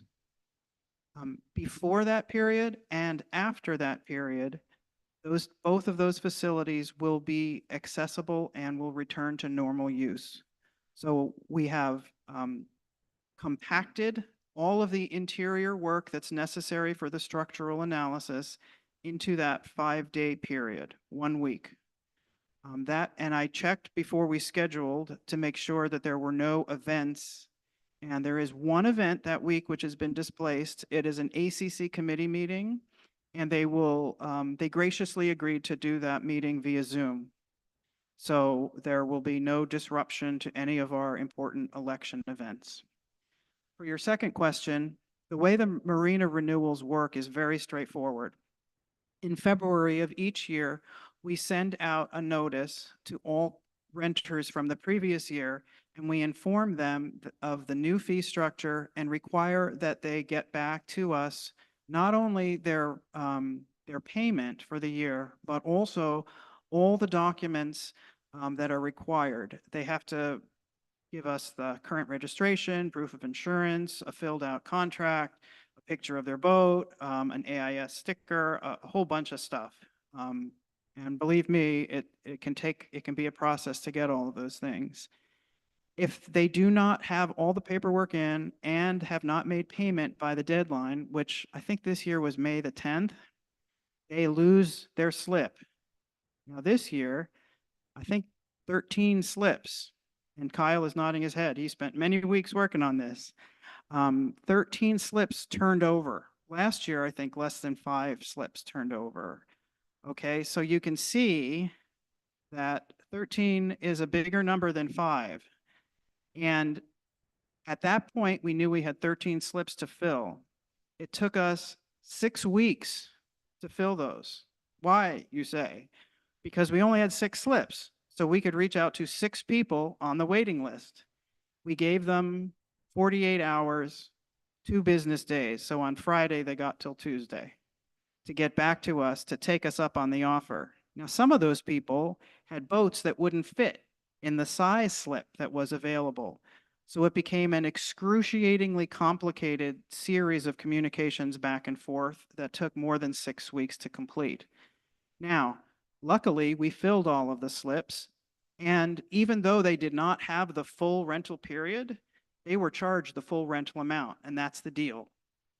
If you don't want to pay the full amount, you don't have to take the slip, but we don't give discounts. We don't give prorated discounts. We're still trying to fill, and if anyone here has a boat they want to put into a dry slip, this would be a good day to talk to Kyle, because we have 4 left. And yes, they are the 4 in the middle of the puddle, which the county won't let us fix, by the way. However, that's how the marina works. Thank you. Can you tell me just a ballpark, how many wet slip people on the waiting list for a wet slip there are? Are we talking 2, 20? You know, not 200, but just ballpark. Thank you for answering. Kyle has that number. He's looking it up. I know that we did a lot of work to vet the list before we went into the renewal period this year, and took a lot of people off the waiting list who had moved away or no longer interested, or who were no longer resident. And then as we called laboriously through the waiting list, some people just had sold the boat. Some people had a boat that wouldn't fit, and so they stayed on the waiting list. But the result is, We currently have 94 residents on the wet slip wait list. yeah, there you have it. Thank you, Kyle. Do we have someone online? We have a typed comment from Hugh Campbell, or a question, and his question was, is Sudden Valley Board planning to revise the HOA property rental policy and allow Airbnb rentals? So I guess I'll take a stab at that, and then if any of the directors would like to weigh in on that.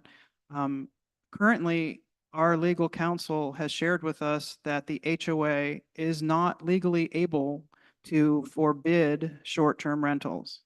Not legally able.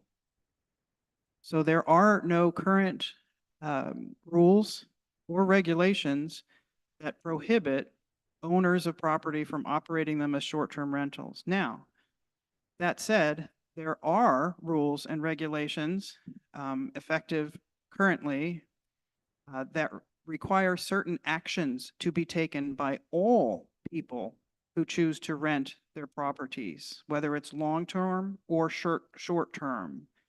And the requirements are that the administrative office be informed of who is renting the facility, and that a copy of the lease agreement be shared with the administrative office.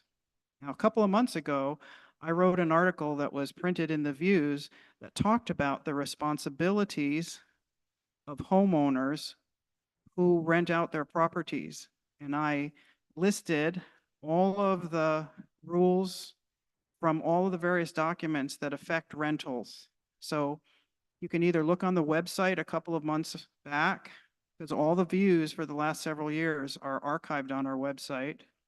Or if you have it in your pile of fire starter newspapers at home, you could leaf through that pile and find it. But that article was very detailed for a reason. Okay, it would be very difficult for the leasing agent for a short-term rental to comply. And those are some of the issues that the board is grappling with now. At the last meeting, the board president was asked to bring back a resolution to create a committee that would investigate the ins and outs of how better to regulate short-term rentals, to ensure that we have the appropriate information and can effectively enforce the rules of the HOA around noise limitation, around appropriate parking, and other safety concerns for both short-term rentals and our long-term rentals. Any additional comments, Keith or Lori? Yeah, I don't mind commenting on this. So yeah, there is some confusion, like, is the board all for STRs? And I would have to say no, that's not the case at all. we realize it's an inconvenience to a lot of people, and we also realize that there's some homeowners here and investment people that have properties here for STRs, right? So they're on the plus side. They want STRs. Being that it's such an inconvenience to the HOA and finding out that the HOA itself can't prohibit them currently, the STRs, we thought it in the best interest to come up with a way to try to regulate them, like Joanne had said. And Linda Bradley, I want to thank her. She worked countless hours on this and a lot of time spent researching and trying to come up with ways to do this. And she came up with a bylaw that unfortunately didn't make it this year, but it was to help regulate STRs. If we have to have them here, and we realize that it's more concern for security, right? Has to be called. They go out there. There's more expense. Joanna's mentioned before, they use the office like a concierge service. They come in there. Oh, what time's the pool hours? Where's other golf courses around? Can you recommend restaurants? We're an HOA. We're not a hotel, and we don't offer a concierge service. So the next best thing for us is we sat together is maybe we use this to our advantage then and say, all right, we're going to require permits. We're going to require some way to regulate and track these things. We need contact information, and there's going to be a charge to this. And this allows us a way to also fine, right? HOAs don't want to be known as fine central, right? That's not our goal, is to attach fines to people, but to get people to be compliant with the rules and regulations. And like Joanna had mentioned, a big problem here with STRs and ADUs is parking. Like some of us do have parking available on our lots. Some other people do not. They barely have enough room for their own cars, let alone trash cans or anything else. So you can see that it's a unique problem in that some people living here might have that affordable room and extra parking and stuff like that, where someone else might want an STR, but they don't have the parking. So how would you say yes to some and no to others, right? That would become an issue. So it's a balancing act. It's a touchy subject, but I certainly don't want this community to think we're all for STRs, because I'm not for them 100%. I've used one the first time this last year. I can say it all went well. Everybody was good and behaved quite nicely in the STR I was in, which surprised me. I've heard a lot of horror stories about them, and I've witnessed some things. So believe me that we are concerned about it. We are taking it seriously, and we're doing the best we can with the current situation and the rules we have in place. That's all I have to say on that. Lori, did you have? Sorry if I talked too long, sorry. Oh, no. I echo what Keith has said in regards to short-term rentals. You have to look at both sides. If everything was going smoothly, there probably wouldn't be a problem. And that's not the case. We're hearing from a lot of residents who are stating specific examples of abuse of the property and abuse of Sudden Valley. And that is not something we want to see happen, but we do have it's a slippery slope, and it's also, there's some legal ramifications of what we do. And we are deferring a lot to our attorney, who is very experienced and has given us some really good advice based on not only just his legal opinion, but other case studies that have happened. And also we're keeping him up to date with what's happening with the county as well, because if the county passes some regulations, we do have to follow that as being part of the county. So we will wait and see. Thank you. I want to attach a little bit onto that. So one thing I did do is I contacted Michael down at the county, and ADUs, they ban them in watersheds, right? So that made it easy for us to say, Sudden Valley, we also ban ADUs now, right? We can do that. We can do it legally. We're in line with the county. The city of Bellingham has banned STRs in the watershed. We're in the county. So the county hasn't caught up to the city yet. So currently the city is okay with that, but Michael at the county told me they're working on it. And they as well are trying to come up with a plan on what to do with it. So we're kind of like working with them at the same time, trying to devise our own plan, also working with the county. And it is a very complicated issue. Some people have purchased property in Sudden Valley with the sole objective of renting it out as an Airbnb for them. It's a profit-making endeavor, but others have purchased recreational homes, or what they hope will be their ultimate retirement home, because they love the community and they are part of the community for as much time as they can afford during the year. I've spoken to several people who live in and around Seattle, and they come up here whenever they can. And the way that they're helping to pay for their property is by renting it out through Airbnb, and they don't fill it up 50 weeks of the year when they're not in residence, but whatever they can get in rentals helps to offset the cost of maintaining that secondary residence. And I think there's probably everybody in between, right? People who occasionally rent a room or rent out their home through one of those services, and people who do it almost as a business. And I think that some of the Airbnbs are not a problem, and some of them are, just based on their location and everything else. So it's kind of a thorny issue, but you can see that the board is taking steps to work on it and to work on it responsibly by looking at what the law is, by looking at what our neighboring areas, the county and the city are doing, and moving slowly and carefully to making a decision. Is there another question?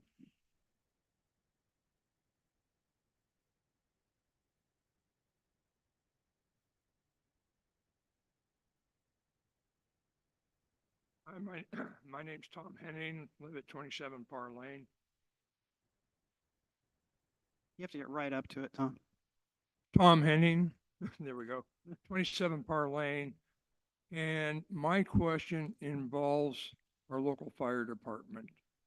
They had a line rupture mid to end of December.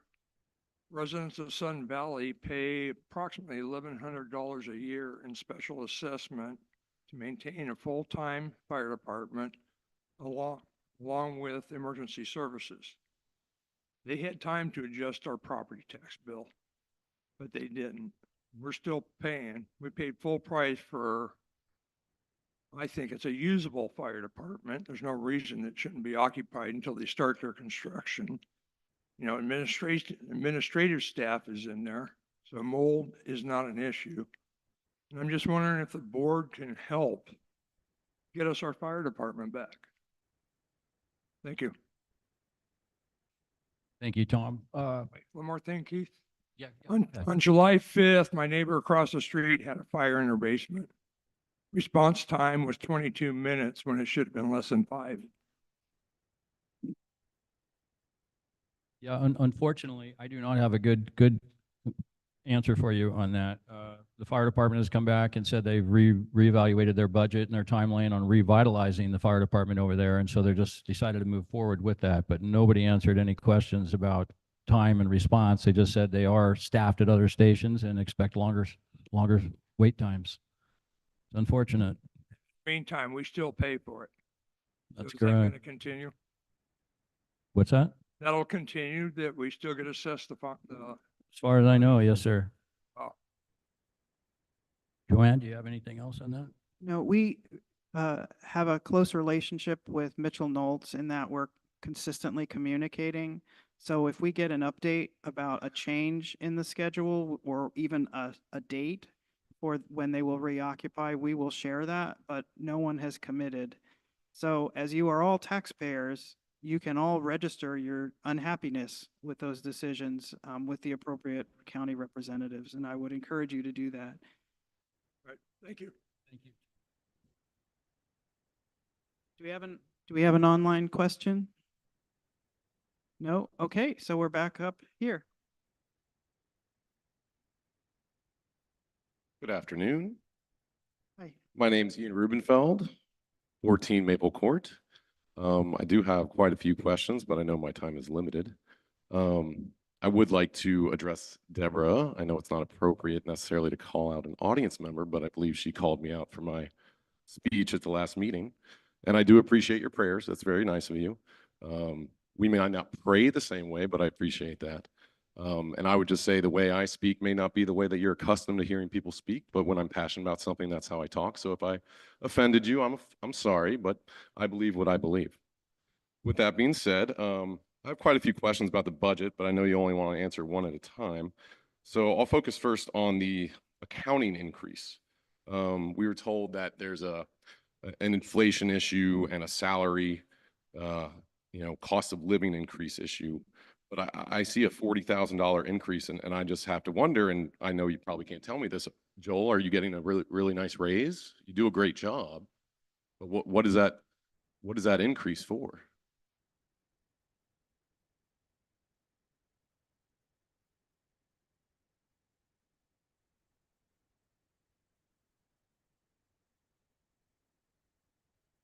So this increase in 2025 is literally just taking the actual salaries right now, like all unionized my salary and bumping it up 3%. Okay, that leads me to another question, and this was covered in the last board meeting. We were told that the SVCA is currently engaged with negotiations with the Teamsters, but in this meeting, you said you have an agreed upon CBA. So I'm just wondering, what exactly are you negotiating with the Teamsters, and does that relate to this increase in cost? I'll take that. We signed a collective bargaining agreement with the union earlier this year. I believe it was February. In February. Any changes that we make to staffing after that CBA require negotiation with the union and would result in what's called a memorandum of understanding. If we appreciably change the job duties, the job title, or anything else about a union position, we must first negotiate that change with the union and acknowledge it in MOU, which is signed by both parties. The board earlier this year gave approval to a proposed set of changes to our organizational structure. And those changes are what are being discussed with the Teamsters Union now. And who made those changes in the organizational chart?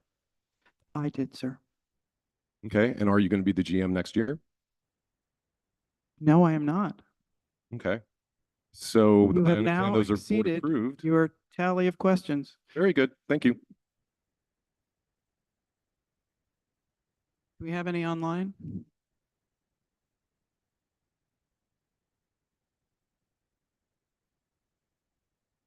Hello, my name is Carrie Rinker and I'm at 8 Woodpecker Place here in Bellingham.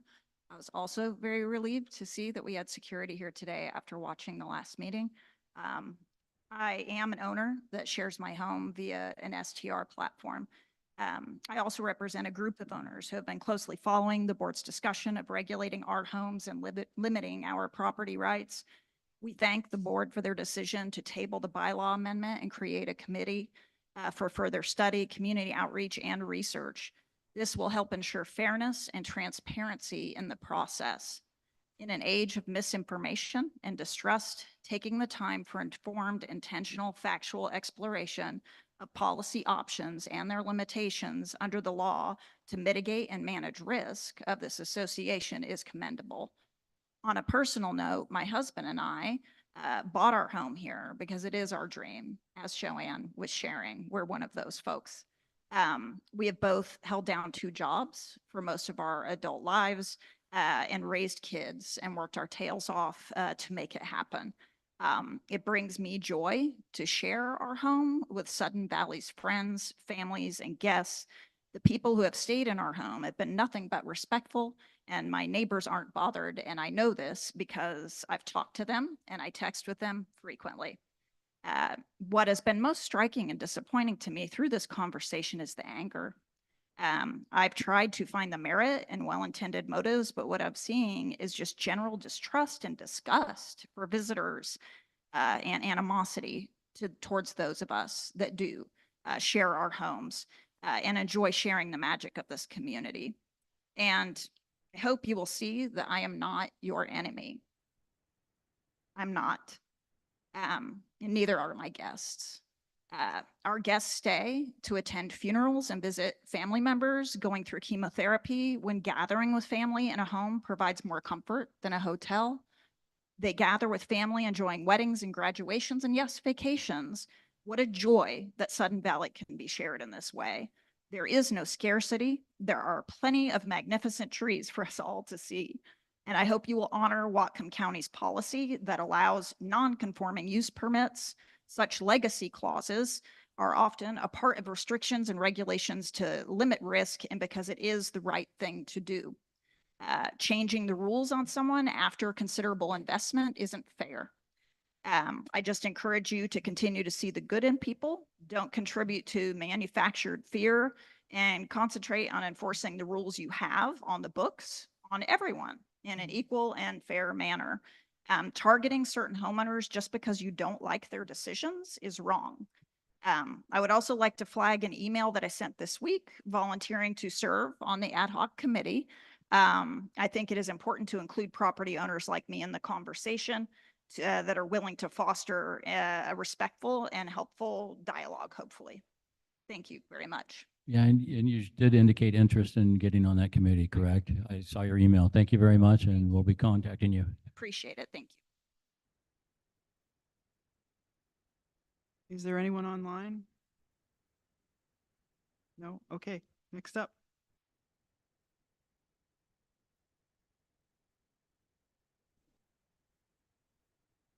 My name is Barbara Michelson Harder, and I live at 172 Polo Park Drive. And I'm sorry I missed the name of the last person that was up, but because I was going to talk about the Airbnb too, and so much has been said that I don't have a lot to add, but my question is, will there be something in our regulations or whatever we put together about security? I think when you said we got rid of a security vehicle, I think one of the problems is can the security respond quickly when there is a problem? Because unlike this other lovely lady who spoke, there are some Airbnb owners in the valley that don't regulate their people, that don't regulate how many people park, that don't regulate, are they noisy at night? And I know we can't put everybody under the same umbrella, but I think even the good people need to realize there are some unregulated people who don't care. So we have to have regulations that cover everybody. And if it's a little inconvenient for some, I'm sorry, but I think our residents really need to know that they're protected, to know that if there's a problem next door when they call security, security will be available and be able to come sooner rather than later, just to respond. So Okay. I don't know if that's going to affect it or not, Joanne. I just wondered. So great question. One of the staff members in our maintenance department is a certified mechanic. And since he joined our staff last year, most of our vehicle maintenance, unless we need a lift for some, big job, most of our vehicle maintenance can be done in-house. This has dramatically lessened the time out of service for our vehicles. In the past, if something needed to be done to one of our 2 security vehicles, they always had that second one to rely on. But since we've reduced the turnaround time for most issues, we are comfortable not having a backup. And in the event that the primary security vehicle was unavailable, we would make one of maintenance's trucks available. So our security will always be able to get to the addresses where a complaint or other incident is called in. Okay, thank you, thank you. And I read, I don't know if anybody read The View, but Linda Bradley wrote an article about Airbnb and the laws amendments, and you mentioned too that you're working closely with the county. So they have adopted a new code, it says. Do you have any idea on an update of what they're doing according to the article? No, and I believe that code that you're referring to is the old one from Bellingham City. And the county itself hasn't moved forward with it. They've been directed to move forward and to do something, but they have yet to do that. Okay, because the one for Bellingham City is good. I don't know if everybody will think it's good, but it really protects areas of the city. It protects neighborhoods. It protects a lot. And unfortunately, it also, whatever it said, nobody's grandfathered in. So I don't know if the county's going to do that or not. Yeah, so the way the city, so they currently do have that. So there is a grandfather clause. So there is, like- okay. Yeah, and Linda knows a lot more about this than I Yeah. do, but right, they are asking the new ones to have a conditional use permit. So if you have an STR, you're required to have a conditional use permit. The ones that were already in are not required to get that conditional use Okay. permit. I do believe there's some other regulatory things they're putting forth for those that aren't going to have the conditional use permit or not required to. But us as an HOA, I'm not exactly sure yet on how we're gonna know. look at that and grandfathered. We do it like some people here, they have theirs already, they're existing, they Yeah. bought it for that purpose. And then now Yeah. come in and say, we can't do it is gonna be an issue, right? So we gotta try to work with everyone and make it work. And I think the county, one of their stipulations was the watershed. So you know, that'll be something that if it happens here, well, you'll just have to decide on a case-by-case basis, because aren't we a watershed? Yeah, so that is, I'm sorry if I'm talking over anyone. So the idea with the watershed is I thought that's where the county was going to go. They were going to say, hey, we're going to follow the city on that. We're in a watershed. We banned ADUs. Why not do STRs as well? Because we had talked to, and maybe Carrie could help on this. We always think too, that a lot more cleaning goes on in STRs, right? And I don't know that, but cleaning chemicals and things like that, there's a lot of turnover in STRs, I would think. But unfortunately, the county hasn't followed suit with the city yet. And so watersheds right now, they haven't made their decision yet, Okay, all right. unfortunately. Thank you. Thank you. Do we have any hands online? No? Okay. Hi, my name is Nadine Fabian in Gate 2, 17 Marigold, and just want to thank each of you for this presentation. It's absolutely fabulous. I can't believe the detail. And Joel, I'll be watching for when our culvert is going to be cleared out. Just amazing detail. Thank you all. Pretty easy question. I'm just interested. You said there were 95% response rate or for dues paying and so on. Collection rate, yeah. Yeah. 95%. Budget. 95%, sorry. And so I'm just curious how you, the other 5%, how you all deal with that and what happens and what the finding process is. Sure. And by the way, also through July, so the year-to-date collection rate through July is 97.5% actually. We actually have a great collection rate. Yeah. And one of the reasons for that is there is a member of Joel's staff who works on collections. And Sudden Valley's policy is posted on the website for everyone to see. If you go to suddenvalley.com, resident resources, and then scroll down the page and click on SVCA policies, the policy for collections is 2015-06, and it's about informing people of their responsibilities, having regular communication about what could happen if they don't pay their dues, and also being flexible to offer payment plans for someone who may be in a bind and unable to keep up with their payment of dues. So the policy is one of quickly communicating when dues aren't paid after it's 30 days late. We send out a late notice. The late fee is added. At 60, 90, and 120 days, there are additional communication steps. And at any time, a homeowner can call and negotiate a payment plan. We have a great deal of flexibility in how we can do that. And because of that policy, and because residents care about the association and have a high level of engagement, I believe, I don't have any factual data, but after talking with so many people, I believe those are the reasons that we have a good collection rate. Yeah. Okay, thank you. Are there any people online with a hand raised? Nope, then we'll continue in person.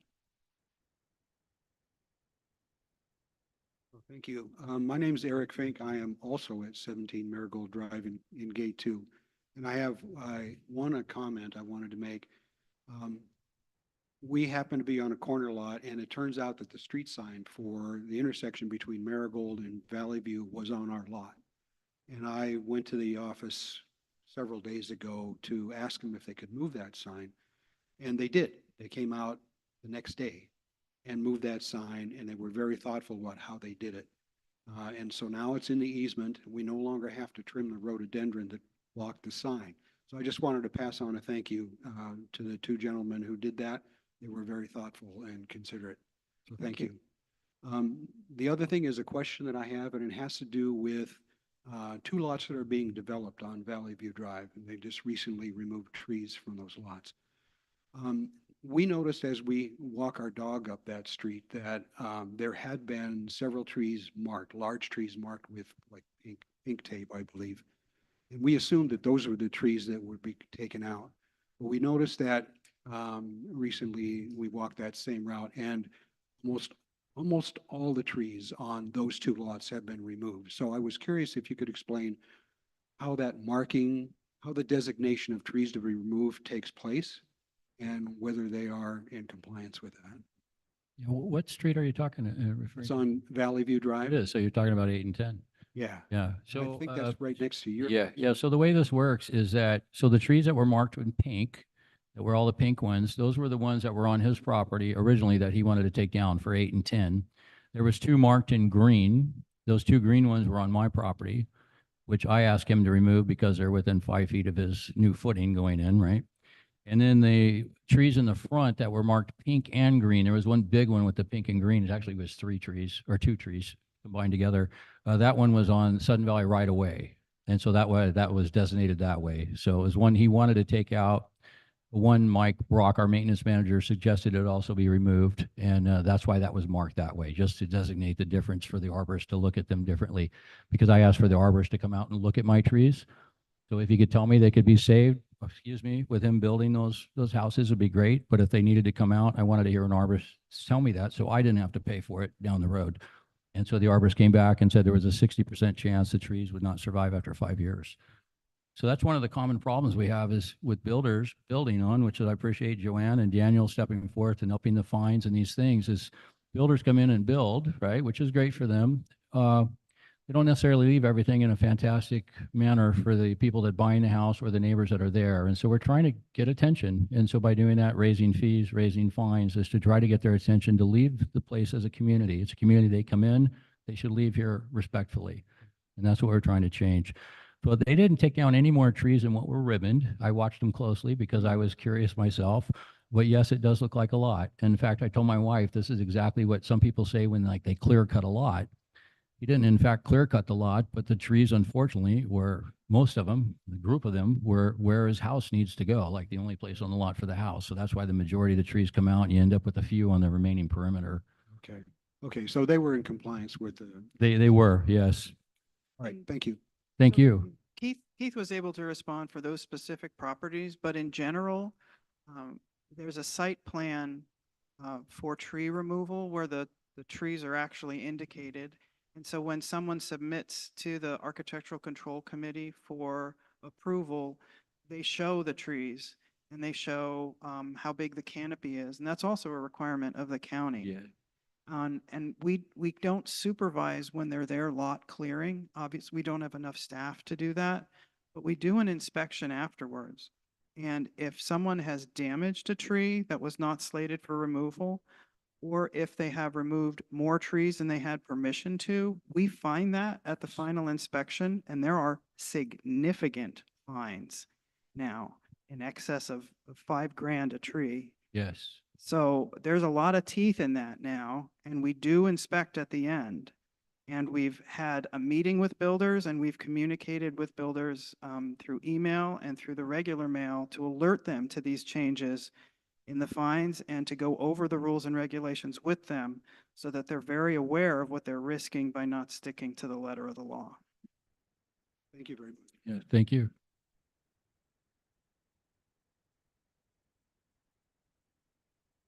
Good afternoon. Thank you for allowing all of these questions. I know we're holding you long.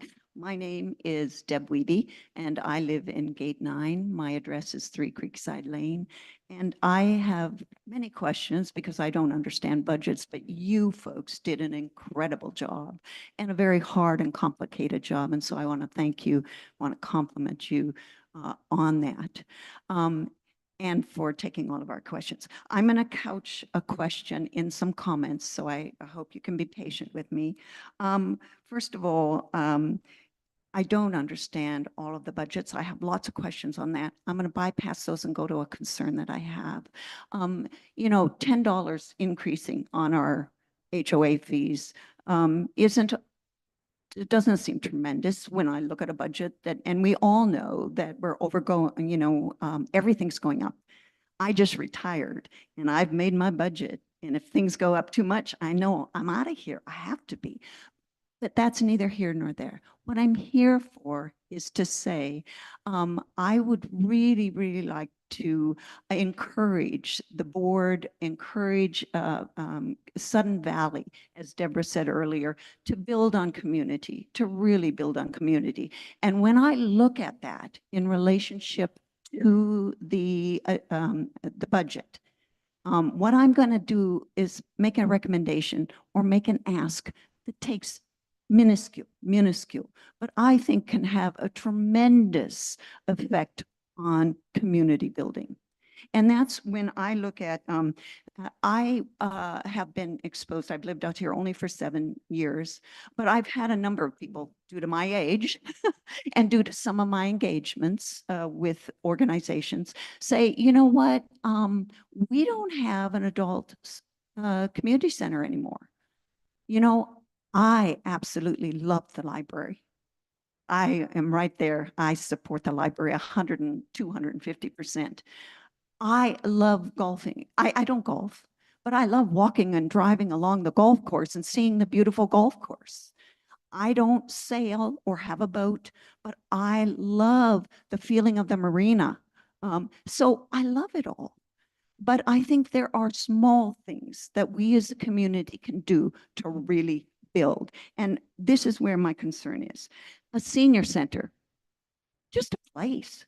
Doesn't have to be a big place, doesn't have to be an expensive place. You know, seniors all over this country meet in little tiny places where they have coffee makers and they play cards. And, you know, that would make a tremendous difference because I know the library has taken that space.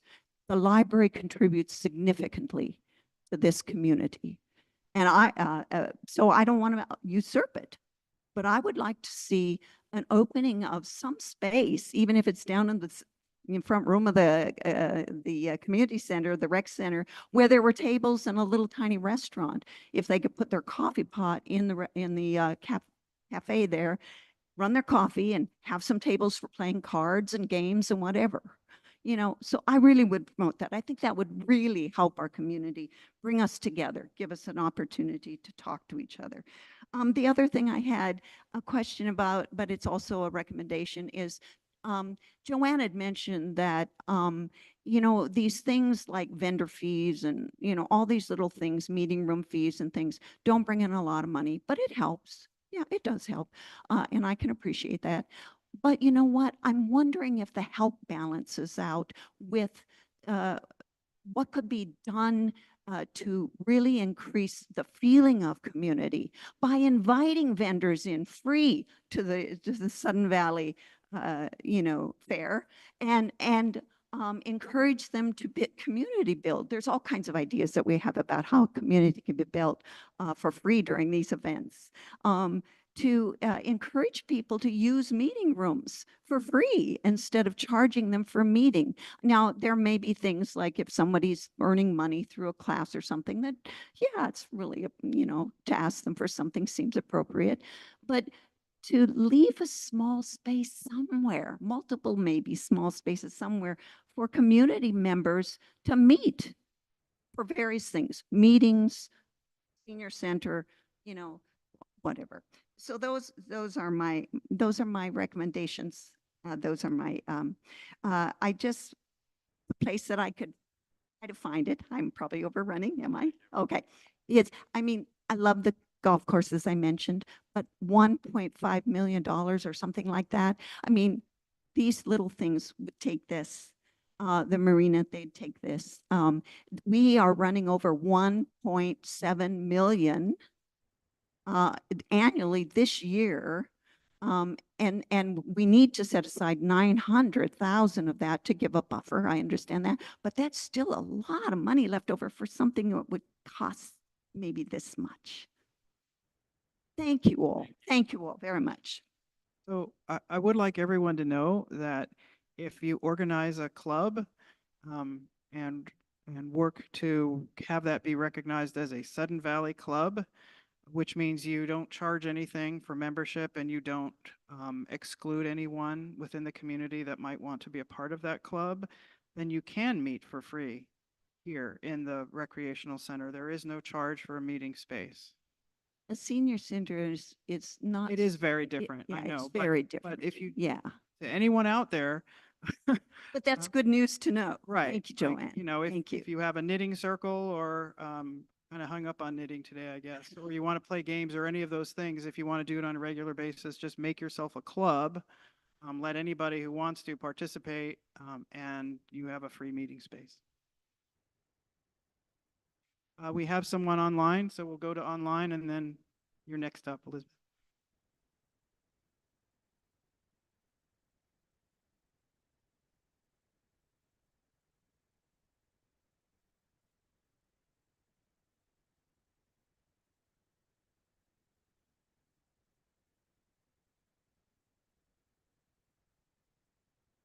Someone online or no?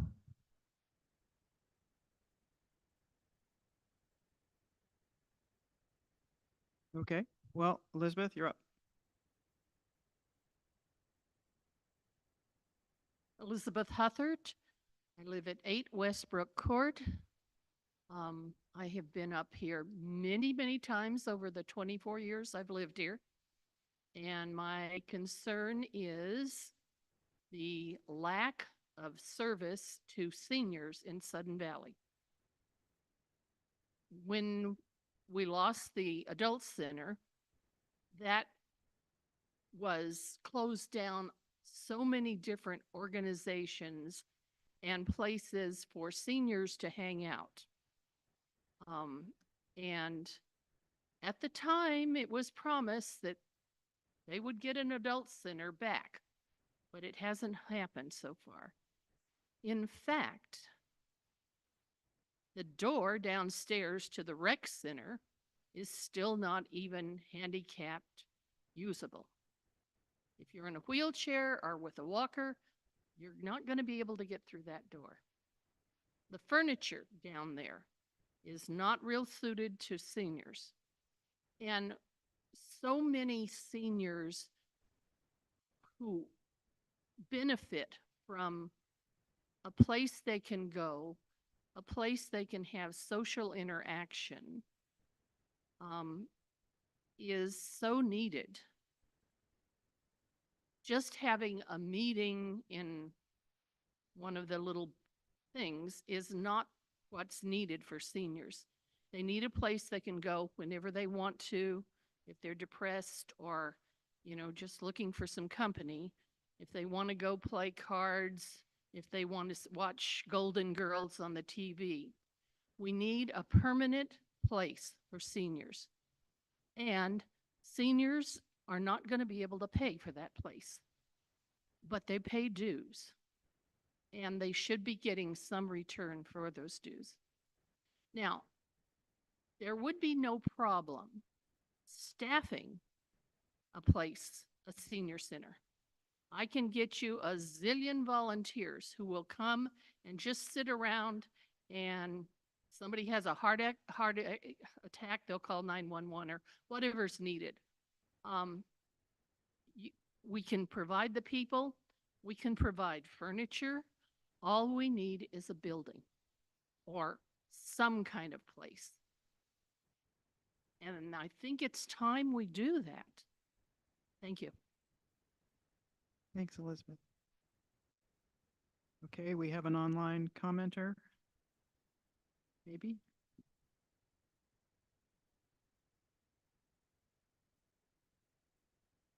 Hi, this is Vijay from 16 Louisview Drive. Can you hear me? Yes, BJ, we can hear you loud and clear. Yeah, hi. I love the comments about the senior center and the volunteers. I think that's fantastic that people want to get together and help with that. I hope it happens, and I'll be watching that space closely. I did want to thank Joanne, the board, and the ACC. I have not been as engaged as this year as I have been in the past, and have become more engaged this year. And what I wanted to say was that I have a better understanding of the complexities of administering the rules and regs and still being good neighbors, since you're all neighbors to us. So thank you for all the work that you do. My question actually is about mirrors, assessment of mirrors to be placed at Gate 5. I have personally witnessed very close calls of people driving down Lake Louise Road very fast from both directions. So people turning in or people going out, including myself, have almost been T-boned going in either direction. how can we get this thing going to have it assessed? And this is directly in front of Area Z, so there's an additional complication of watching for traffic coming out of there or going in. Vijay, this is Joanne. Thank you for bringing that up. And I think there's a similar issue at Gate 3 onto Lake Whatcom Boulevard. I always slow down there expecting someone to pull out in front of me. That's true. I don't know if everyone else does that. But I've been in contact with the traffic person on the Whatcom County Sheriff's Office, and I will bring this up with him because they could enforce the speed limits on Lake Louise Road. That is a county road. And I will also get with Mike Brock, our maintenance and facilities manager, to assess the feasibility of putting up a mirror that might help because of the curves on both sides, where there's a rise on one side and a curve on the other. Right. Can't see coming out. That sounds like a good idea. So we'll look into the feasibility of that. And I encourage people who experience some encumbrance that prevents them from driving safely. For example, a couple of weeks ago, we had someone call and say, the brush is so high at this particular intersection that I can't turn safely. That afternoon, we had a truck out there trimming the brush. So we can't inspect every corner of the association. It's too large. I mean, we do get out to all of it eventually, but we don't on a daily basis. So if you see something, say something. You can send a message to office at, so OFFICE, office at suddenvalley.com. There are several members of staff who monitor that. If it's a simple matter, they'll forward it to the right department. If it's more complicated, it comes to me and I'll figure it out. But please let us know when there are areas where a little application of labor or funding, like for a mirror, might help with safety. We're very happy to do that. So thank you. Thank you. Okay, next up. Bend this or will it feed back? You can bend. Jane David, 10 Gooseberry Circle. My first question is for Joel, and it's really an easy one, so I hope it doesn't count as my question. In 2022, there's $1,000 and change listed for wet slip income in the budget.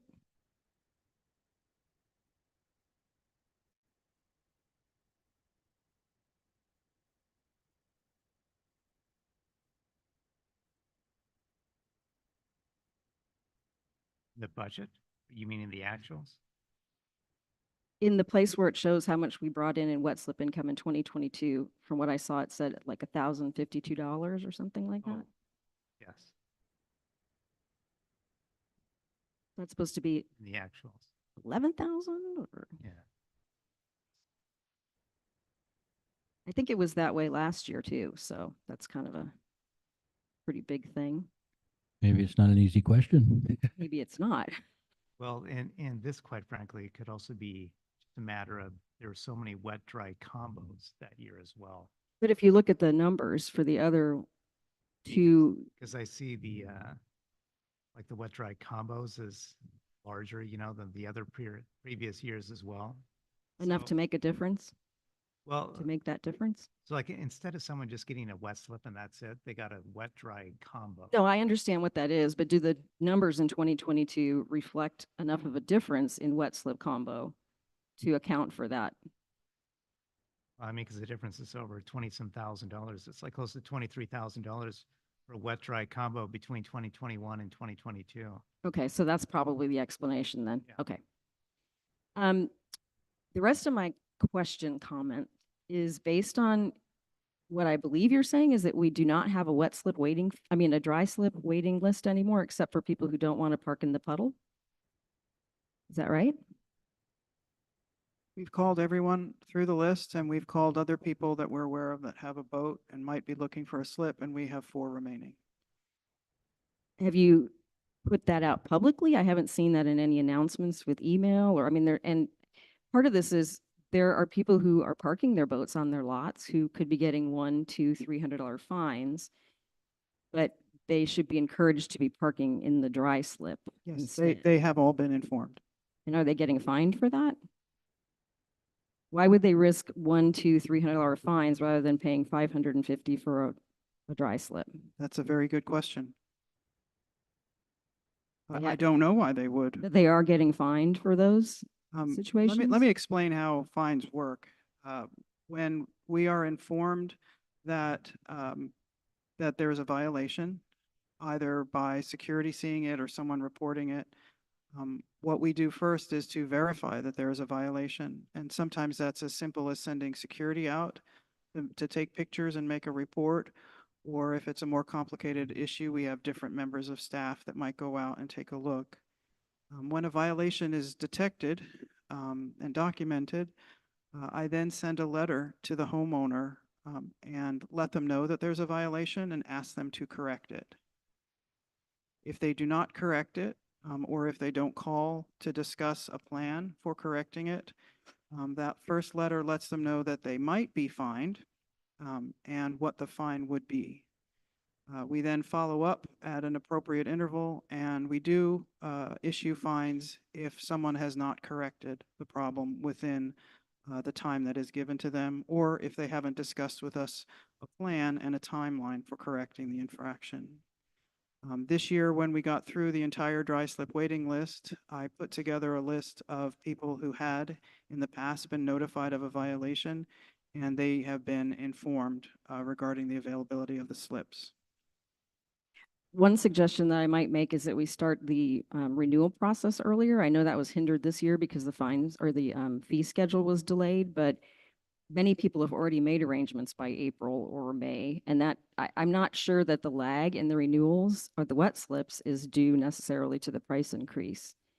I also, maybe now if there really aren't any people waiting for dry slips, but I don't understand why wet slip combo even exists. Why we would be giving someone who has a wet slip, who has an exclusive use of that dock, a $350 a year discount for also having a dry slip. I don't know if you guys can answer that or not. The fee structure has been in place for a lot of years. And when I came here, I didn't seek to dramatically change it. I wanted to learn how it worked. Interestingly, the rental contract for the wet slip says that you have to leave your trailer there in case we have to suddenly take your boat out of the water for some reason. Now, we don't have the equipment to do that, but the contract says we could if we had to for some reason. And like I said, I can't imagine a scenario in which we would do that. But anyway, if you have to leave your trailer there, it means you need a dry slip. So there's a lot of confusing things about that, the different practices that have accumulated over the years. But there's a limited amount of staff time that we have to unravel these things. And we dedicated so many staff weeks of time to the marina this year with vetting every single person on both waiting lists and with then taking the actions necessary to fill the wet slips and the dry slips that were vacated. But your comment is received, understood. It's astute. It's a good thing for us to look into next. And given that our waiting lists are now in a better state of repair and understanding, it sounds like something we can tackle this year to be better prepared for next year. Maybe we can tell the people who don't want to park in the puddle that if they want a discount for their wet dry combo, some of them have to put their trailers there. And then maybe the other wets or the other dry slips would be taken by people who have boats. Yeah. If the puddle is the issue, that's what I'm saying. So Yeah, anyway. no one wants to park in the puddle. Right, but if you're getting a $350 discount for your dry slip, Make them park in the puddle. just saying, make the Thanks. best use of the amenities that we have. Thank you. Is anyone online? All right, you're next up, sir.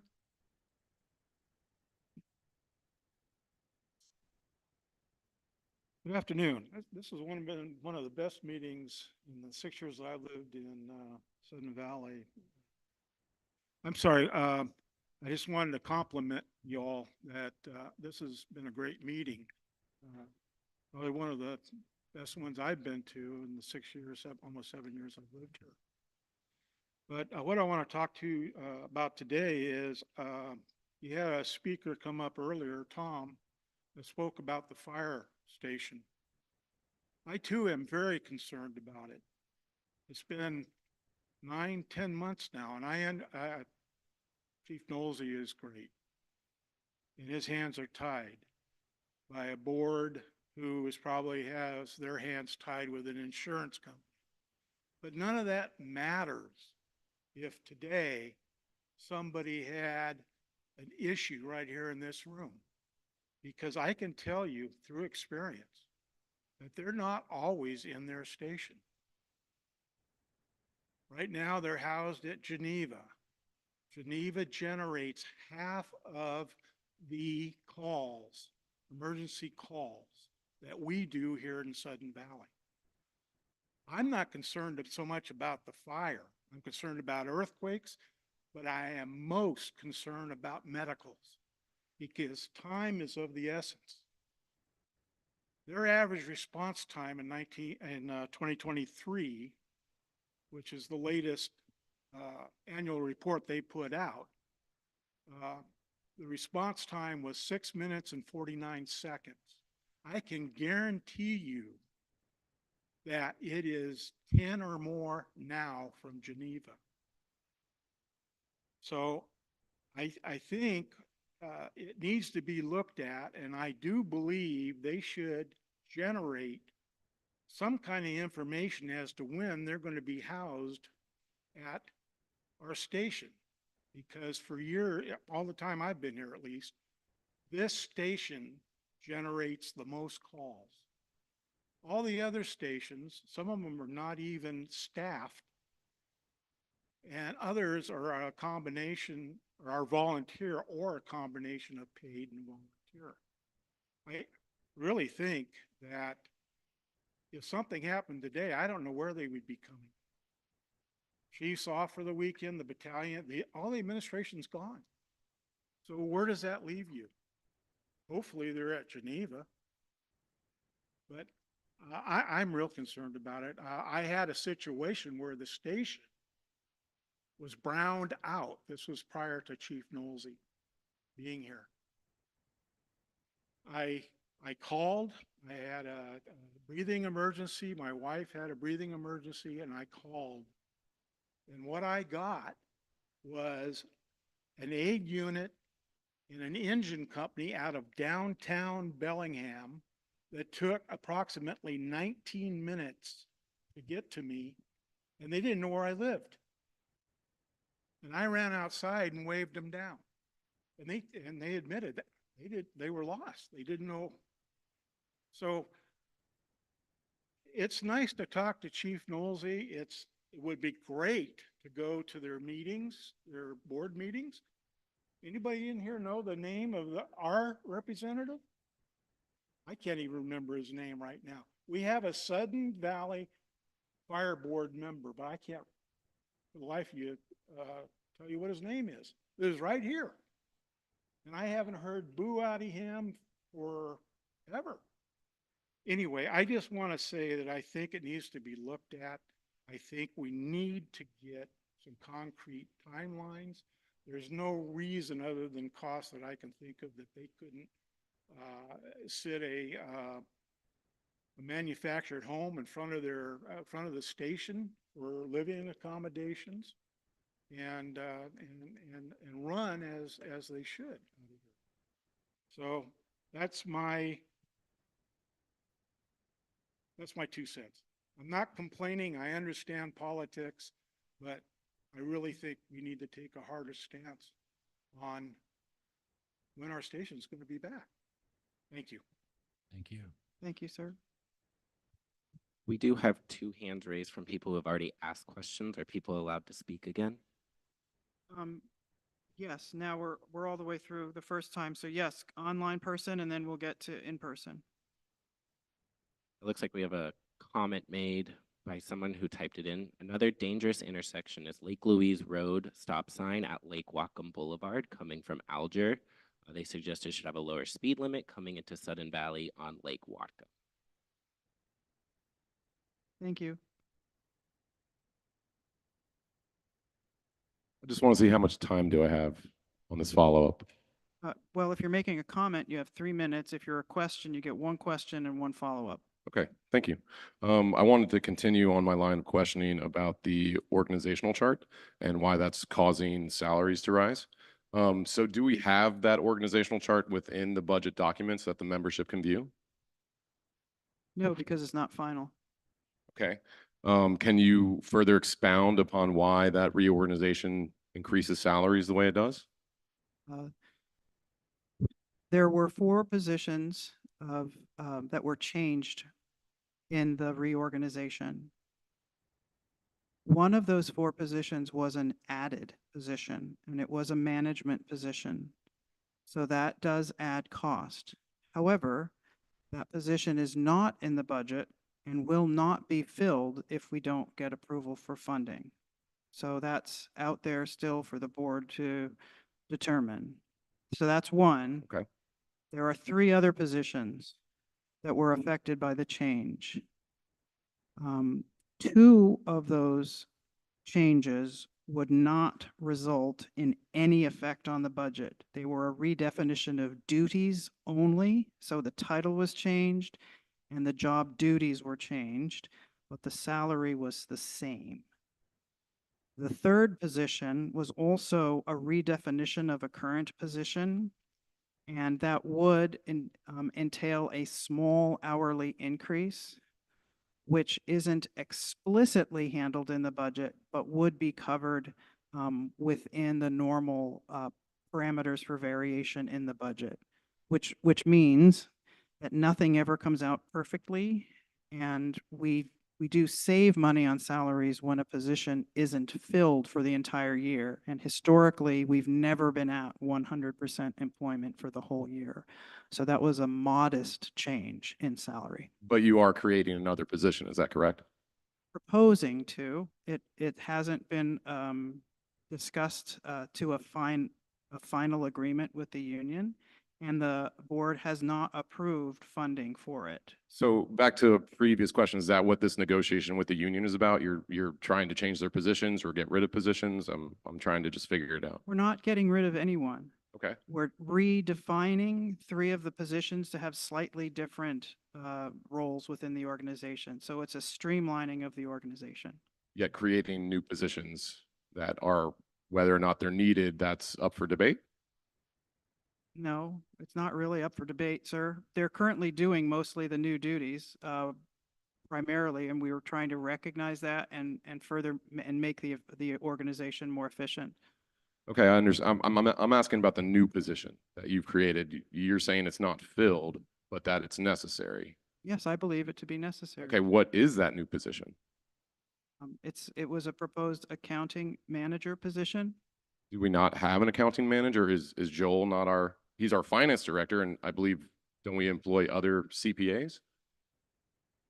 You're exceeding your question. So if this Okay. is an interrogation, that's really different. No, this is a question and answer session, and I'm asking about the budget, and you told me that the salaries are going up because of the organizational chart, which you redid as an outgoing EGM. So I'm trying to ask further questions about why that is. Okay, so here's the down. By the way, let me just jump in here. So as I pointed out during the budget presentation, the salaries in the budget are the current salary structure right now in 2024.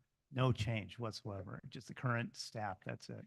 And that accounting manager position that you pointed to, that you talked about, the board previously had a $45,000 obligation out of UDR for that. And at the last meeting, they de-obligated that amount. So that is off the table. Okay. So That's fine.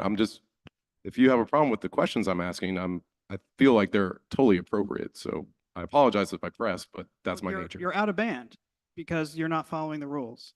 Okay, well then you I can will raise your hand answer- and tell me that I'm not following the rules. Well, No- I will, No one I has. will summarize my answer. The proposed organizational changes created one new position. That position has not been finalized. It is not advertised. We have no one in mind to put in that position, and it hasn't been funded. And it's not in the budget. I do believe it's necessary. I believe it's necessary because currently the demands of the association require almost 100% of Joel's time to focus on strategic issues such as the payment of taxes, the compliance with audit procedures, and oversight of the many complicated processes that the association has grown into. One example is that we now have a 401k program. 5 years ago, we didn't. And it takes time to manage a 401k program. The CBA is another complicated element that we have to manage on a day-to-day basis. So as Joel has devoted more and more of his time and expertise towards strategic management, it has left a hole in the accounting department where there's no one available to help managers figure out elements of the data, the performance data, to help them make better decisions about procurement, about staffing. And these are analyses that could be run given the data that we have in our systems, but there is no current partner in accounting who has the bandwidth, the time to do that for us. So to add that position, I believe, would be very advantageous. The truth of the matter is we can't afford it. So it's not funded, it's not in the budget, and it's at this point purely theoretical. The other three positions already are accounted for as headcount. And the proposed changes are to, as I pointed out, streamline the organization and make it more efficient. Now, there will be a new GM next year. And that person will have to spend some time getting up to speed. So it is completely appropriate for someone who has spent 2.5 years getting up to speed, not quite 2.5, 2 and a little bit now, and then by the end of my tenure, it'll be almost 2.5, and understands the organization and how it operates. And I believe that those recommendations are solid, they're sound. I actually have a background in organizational re-engineering through experience. I have no academic qualifications in that area. I've done a lot of work in that area. And so those are my recommendations. The association can take them or leave them. But as someone who spent 2 years here working with the community, working with the current staffing and understanding the things that we have to do on a daily basis, that's the expertise that I brought to bear on that recommendation. And that's what it is. It's a recommendation. And thank you. I appreciate that answer. That's all I wanted. Thank you.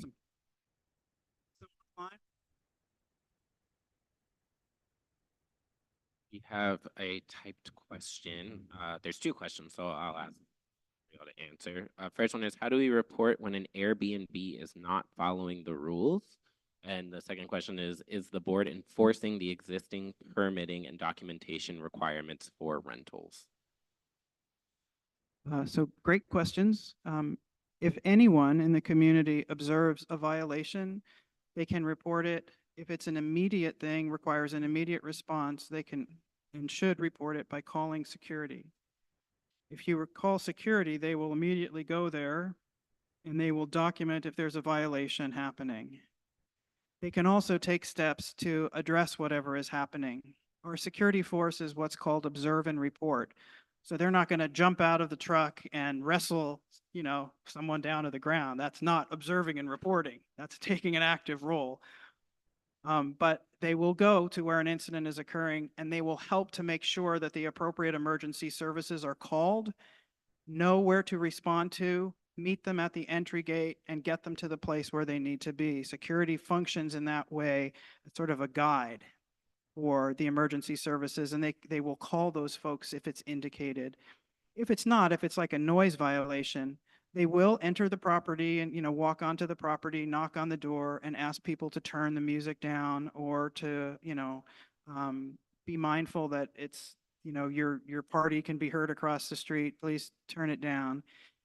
If the music is turned down, if the noise complaint is then, oh, sorry, we'll be more careful, nothing else happens. If the person with the loud music or the noisy occurrence does not mitigate what's happening, then they will make a report and that could result in a fine. But the way to call and report a violation is to call security. If there's an ongoing thing, if you feel a property isn't being appropriately maintained, or if you feel there's an ACC violation, perhaps they put up a wire fence and we don't have any wire fences, they're not allowed here. You can write into the association office at suddenvalley.com. Again, we'll go out, we'll inspect. You can also fill out a complaint form. It works the same way. We ask you on the complaint form to identify who you are, but you don't have to. We'll still follow up on it. And we never say, oh, we're coming because your neighbor told us. We never do that. We just go out and say, it was reported that, we noticed that, and then we take action from there. So those are the ways to report it. And what was the second question, Kyle? Is the board enforcing the existing permitting and documentation requirements for rentals? So the permitting requirement is not being enforced by the county because they don't have a way to manage hundreds of simultaneous applications for a conditional use permit. So to my knowledge, it's the county that's requiring a permit. We don't do permits here at Sudden Valley for short-term rentals. We do have a documentation requirement. And to enforce that, we need to know what properties are being rented. And that's a bit of a conundrum, right? So we're having to identify resources that can go out to Airbnb and look for properties inside of Sudden Valley, you know, and look on Vrbo and figure out what's being rented. Because there is, if you think about it, how else would we know if the owner didn't tell us, right? Should we constantly be looking on Airbnb to find out if a new one has popped up? It's a complicated thing. The other element of enforcing that requirement for documentation is our systems don't have a way to recognize short-term rentals as different from long-term rentals. We have a system that's been in place for a long time to understand there's an owner and there's a resident, and the difference between that if you're doing a long-term contract. And we have all sorts of processes where the owner can keep their rights so they can swim and they can, you know, be a resident and enjoy all of the amenities or have those rights of a member. And then the renter, if they want those rights, they have to buy access just like they were a non-member. But in other situations, the homeowner can cede their rights to the renter. And we have a way of tracking that. But we don't have a way of tracking the fact that you might have 5 people in the course of a month or 5 different parties in the course of a month in a short-term rental. We have no way of managing that. So I'm working on that alongside of these efforts to figure out a system to determine which of the properties are rentals versus non-rentals. When we can do that, when we can identify oh, these properties are rentals, we need to tell them and remind them about their responsibilities to the association, then we'll have the process in place by which we can record that information, and we will enforce, because it's important to know who's in the houses and how we can best maintain the safety and services of the community. That's our responsibility. So hopefully that answers the question. Next up.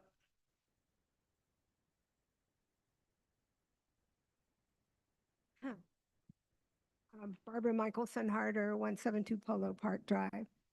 I have 2 quick questions and a statement, but you can just let me know. My statement is there any way that we can devise a system for low-income people to be on some sort of a, I don't know, like the gas company does or like the water company does? You get a break in your HOA dues if in fact it really is a financial hardship. I don't know if there's anything that we can state, but I just wanted to throw that idea out there. Because there are some people that if we increase $10 a month, $20, it's hard. Other people, it's no big deal. Currently, actually, in the Articles of Incorporation for Sudden Valley, it states that there's one level of dues for everyone. So, yeah. So I guess. So by the Articles of Incorporation, then the answer to that is no. Okay. There are organizations, however, not associated with Sudden Valley, but just out there, you know, in the world, that help people with HOA dues. And you can find those online by Googling help with my HOA dues. Well, that's good to know. That's good to know. I guess my quick question, 2 quick questions. Did we join CIA or was that dropped? We did not join CIA. Okay, yay. And I didn't quite catch what ACC consultant was. AC stands for Architectural Control. Okay. Those are the rules and regulations around what colors you can paint your house and how close to the edge of the property you can build and all sorts of crazy things. Architectural control rules. The Architectural Control Committee is a group of people that meets twice a month to review applications for new construction or for exterior changes. The Architectural Control Inspector is currently a role that is staffed by a consultant who does inspections, just as the title says. Okay. Site inspections around new construction, and he checks up on exterior alteration requests to see that they were conducted appropriately, et cetera. We have an open position currently in the current structure for an environmental planner. It was a full-time position that had additional duties in over and above what the architectural inspector does. The environmental planner is one of the positions that I'm suggesting we redefine, and we're currently talking to the union about that change. Okay, thank you. I just didn't catch what it was. Yeah, it's all confusing. So thank you very much. We have an online comment or question? Hi, it's me again, Trang Warline. Hey, Trang. So I am on page 48 of the budget. And I just would like to, similar thing, just clarification on what exactly the budget is for. So line item 5085 for equipment lease and rental. Is that like the snow plow or the baby plow that we normally rent through the winter? And then line 6440, safety and security services. Just curious on what that entitles, since we also have a security line budget already. And the last is the line 7095, which I always hate, the other professional service. What exactly, or if you could give me examples of what those are budgeted for? Yeah, 6040, whatever that number is, that is other security services. So that is the cost of maintaining our physical security. So alarm systems, alarm system monitoring, video cameras, video camera software, and video camera hosting, because all that takes place in the cloud. Great. That's what that's for, Trang.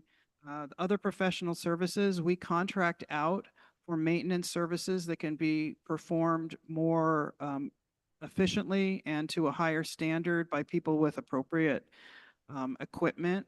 For example, we have a company that comes in and cleans gutters a couple times a year on our facilities, and they can do it faster and cheaper than we can do it inside because they have an area of specialization. Another area of another vendor contract that goes into that other professional services is the street cleaning that we do at least 2 times a year. And that street cleaning is an expensive line item, but it keeps a massive amount of organic matter out of our ditches, culverts, and swales, which means that we then don't have to go back and dig it out and, you know, pay to dispose of it later. So that's an example of other services. And that line item, that GL code, is used in many different departments. So for example, if we were hiring temps because someone left a position and we needed someone to fill in, that would be charged to that other professional services line. So over time, Trang, that line is used to manage a number of different type of expenses. But this year, we have not hired any temporary labor. We have been very lucky in retaining staff and seeing them develop in their roles. And that is a very good thing. Yes, that's great. That also explains the difference from 2022 to 2023. And while I enjoy seeing it decrease, I was just kind of curious on what it is that we were losing out on under that line that was set as so low compared to the previous year's budget. Yes, that's what, did I answer all your lines, Trang? What about the equipment lease and rental line? Is that? I know that in turf care this year, we've had several pipe failures in the irrigation system. And in order to repair those, the turf care manager, Greg Wadden, has rented small excavator. We have a very large excavator, which you would never in a million years want to drive across a wet golf course because it would destroy the turf. So in those situations, I approve the rental of that specialized piece of equipment, and he was able to complete the repairs. Joel, do we have other items in there? Is the baby plow not in any of those? No, we don't use baby plow anymore, Trang. We Oh, got an ATV of our own, and last year we're very, very pleased to see how it performed. We were able to use that ATV to it's set up with a plow and also a sander on the back. And I believe they can also spray the de-icing, the saline solution. that's great. Yeah, so it's super useful to get in the mailbox areas, which are small and the conventional trucks don't work. And obviously, it's also maneuverable for areas like up in Gate 5 where it's inaccessible to the larger trucks. So we have that on for our staff to use now, which means it's more affordable for us. Great. Thank you. That does answer all my questions. Actually, I was just going to point out real quick, since we're talking about GL line items, but there's a new GL line item in the budget. It's GL 5395, which is payroll benefits retirement. Now, Joanne alluded to this, but it's a 401k match, and this is just a stipulation of the collective bargaining agreement. So you can see that for the entire association, we've just an estimate of 15,581. So it's not like a huge amount, but if you're curious what that item was and now why is it here, and obviously it wasn't in prior budgets, that's what that is. Thank you, Joel. So we've gone significantly past the time we set aside for this meeting, but we also took more time presenting the budget than we thought, and we wanted to leave a lot of time for questions. So Ian, if you want to come back, and then we'll wind up, and then we've got one more person online, and then we will conclude our program. Okay, thank you very much for welcoming me back. This isn't going to be so much a question as comments, so yeah. In response to the earlier commenter who spoke about short-term rentals and why she's in favor of them, I understand her position. I understand this is a financial matter. This is a matter of planning. You made a plan, you bought a house, you hope to rent it out to help support the payment of that house or whatever financial benefit you're going to attain from that. But people that don't have the ability to buy a second home, or people that live in a community with no intention of having second homes that are rented out on a night-to-night basis around them, have other financial matters and other financial concerns. So please, I do agree. We need to come together as a community about this, and we need to discuss it. And I would like to put my name in the hat for the ad hoc committee. And if you need me to send you an email, I can certainly do that. But the reason I spoke with passion last week, and some people saw that as a threat, obviously there's a sheriff's deputy here today. I'm not going to speak for him, but I don't think he thinks I'm a threat. I don't believe that. You know, I spoke passionately because I do believe that those things are a threat to our community. When I look at the Airbnb listings, I see homes that don't have families in them. I see, sure, someone is making money on that. Great. Houses are the most financialized asset that Americans have. I realize that. But people also moved here for a community to raise their children here. If those homes are sitting empty, waiting for nightly rentals, there are not families in those homes, which also means via the funding mechanisms for the local schools, the schools get less funding. They're funded through property taxes, but they're also funded based on the amount of students in their schools. So that means there's less students for other students to make friends with, less students to be part of a band, less students to be in a theater production. I think you know where I'm going with this. The short-term rentals are not a community instrument. They are an instrument for profit for an individual, which is fine, but this is not a vacation destination. Yes, this was built as a vacation home community, but if you want to play semantics, we can play semantics and have an argument. But I think we can mostly agree that the history of this community, especially over the last 20 years, has been a residential community for the community of Bellingham, not for short-term rentals. And you want to bring short-term rentals in here, that's fine. There's hardly any major air service to Bellingham. Southwest left. They're not coming back for a couple of years, I guarantee you, because they are really mad at Boeing, and so am I. But who are we bringing here? We're bringing people on our roads, infrastructure that needs work, that can barely support the population that is here already. So I I understand the lady's point about property rights and being able to do what you want to do with your property, but other people have concerns as well. And we had rights when we bought here in 2013 that were overruled by Ukiah, a state law that turned our association on its head. Thank you. Thank you. Okay, we have an online comment. This is a typed comment from Darlene at 1 Lake Louise Drive. Her concern is the number of people who run the stop sign in Gate 2 on Marigold heading west just after Lake Louise Drive. She says this happens all day, every day. Vehicles don't slow down when approaching the stop sign and drive full speed past the stop sign. She suggests it would be helpful to add a sign that says, "It's not just a suggestion, it's the law." You're here. That's a good one.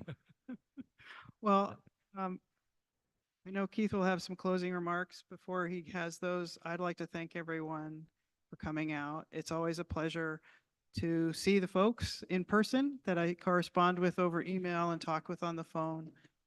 Your engagement in the community is appreciated, and your attention to our very boring and lengthy presentation is appreciated. So thank you for coming out.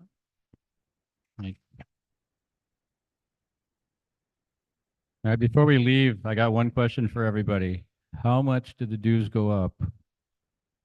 7%. Come on, everybody. Joel said it like 90 times. So I really appreciate everyone coming out here today. And I want you to know, all the community, the people watching, if there's only a few of them here, but we really do have the community at heart. We're all volunteers. Every board member up here is a volunteer. And we really strive to make it a better place. I know it doesn't seem like it to everybody. I've been told many times that my opinions are wrong. They're my opinions, but I've been told I'm wrong. So it's strange, but believe me, we really are trying to do what's best for the community. We're trying to keep you financially afloat and doing the best we can. So I just want to thank you. I know it was a great, awesome day today. We're facing a week of rain coming up, and you guys came out and spent your time out here. So I really want to thank you for doing that. It's important that we get the message out that we are about community. So thank you very much for coming. Anybody have anything else to say? All right. Thank you, guys. The meeting's adjourned at 5 o'clock.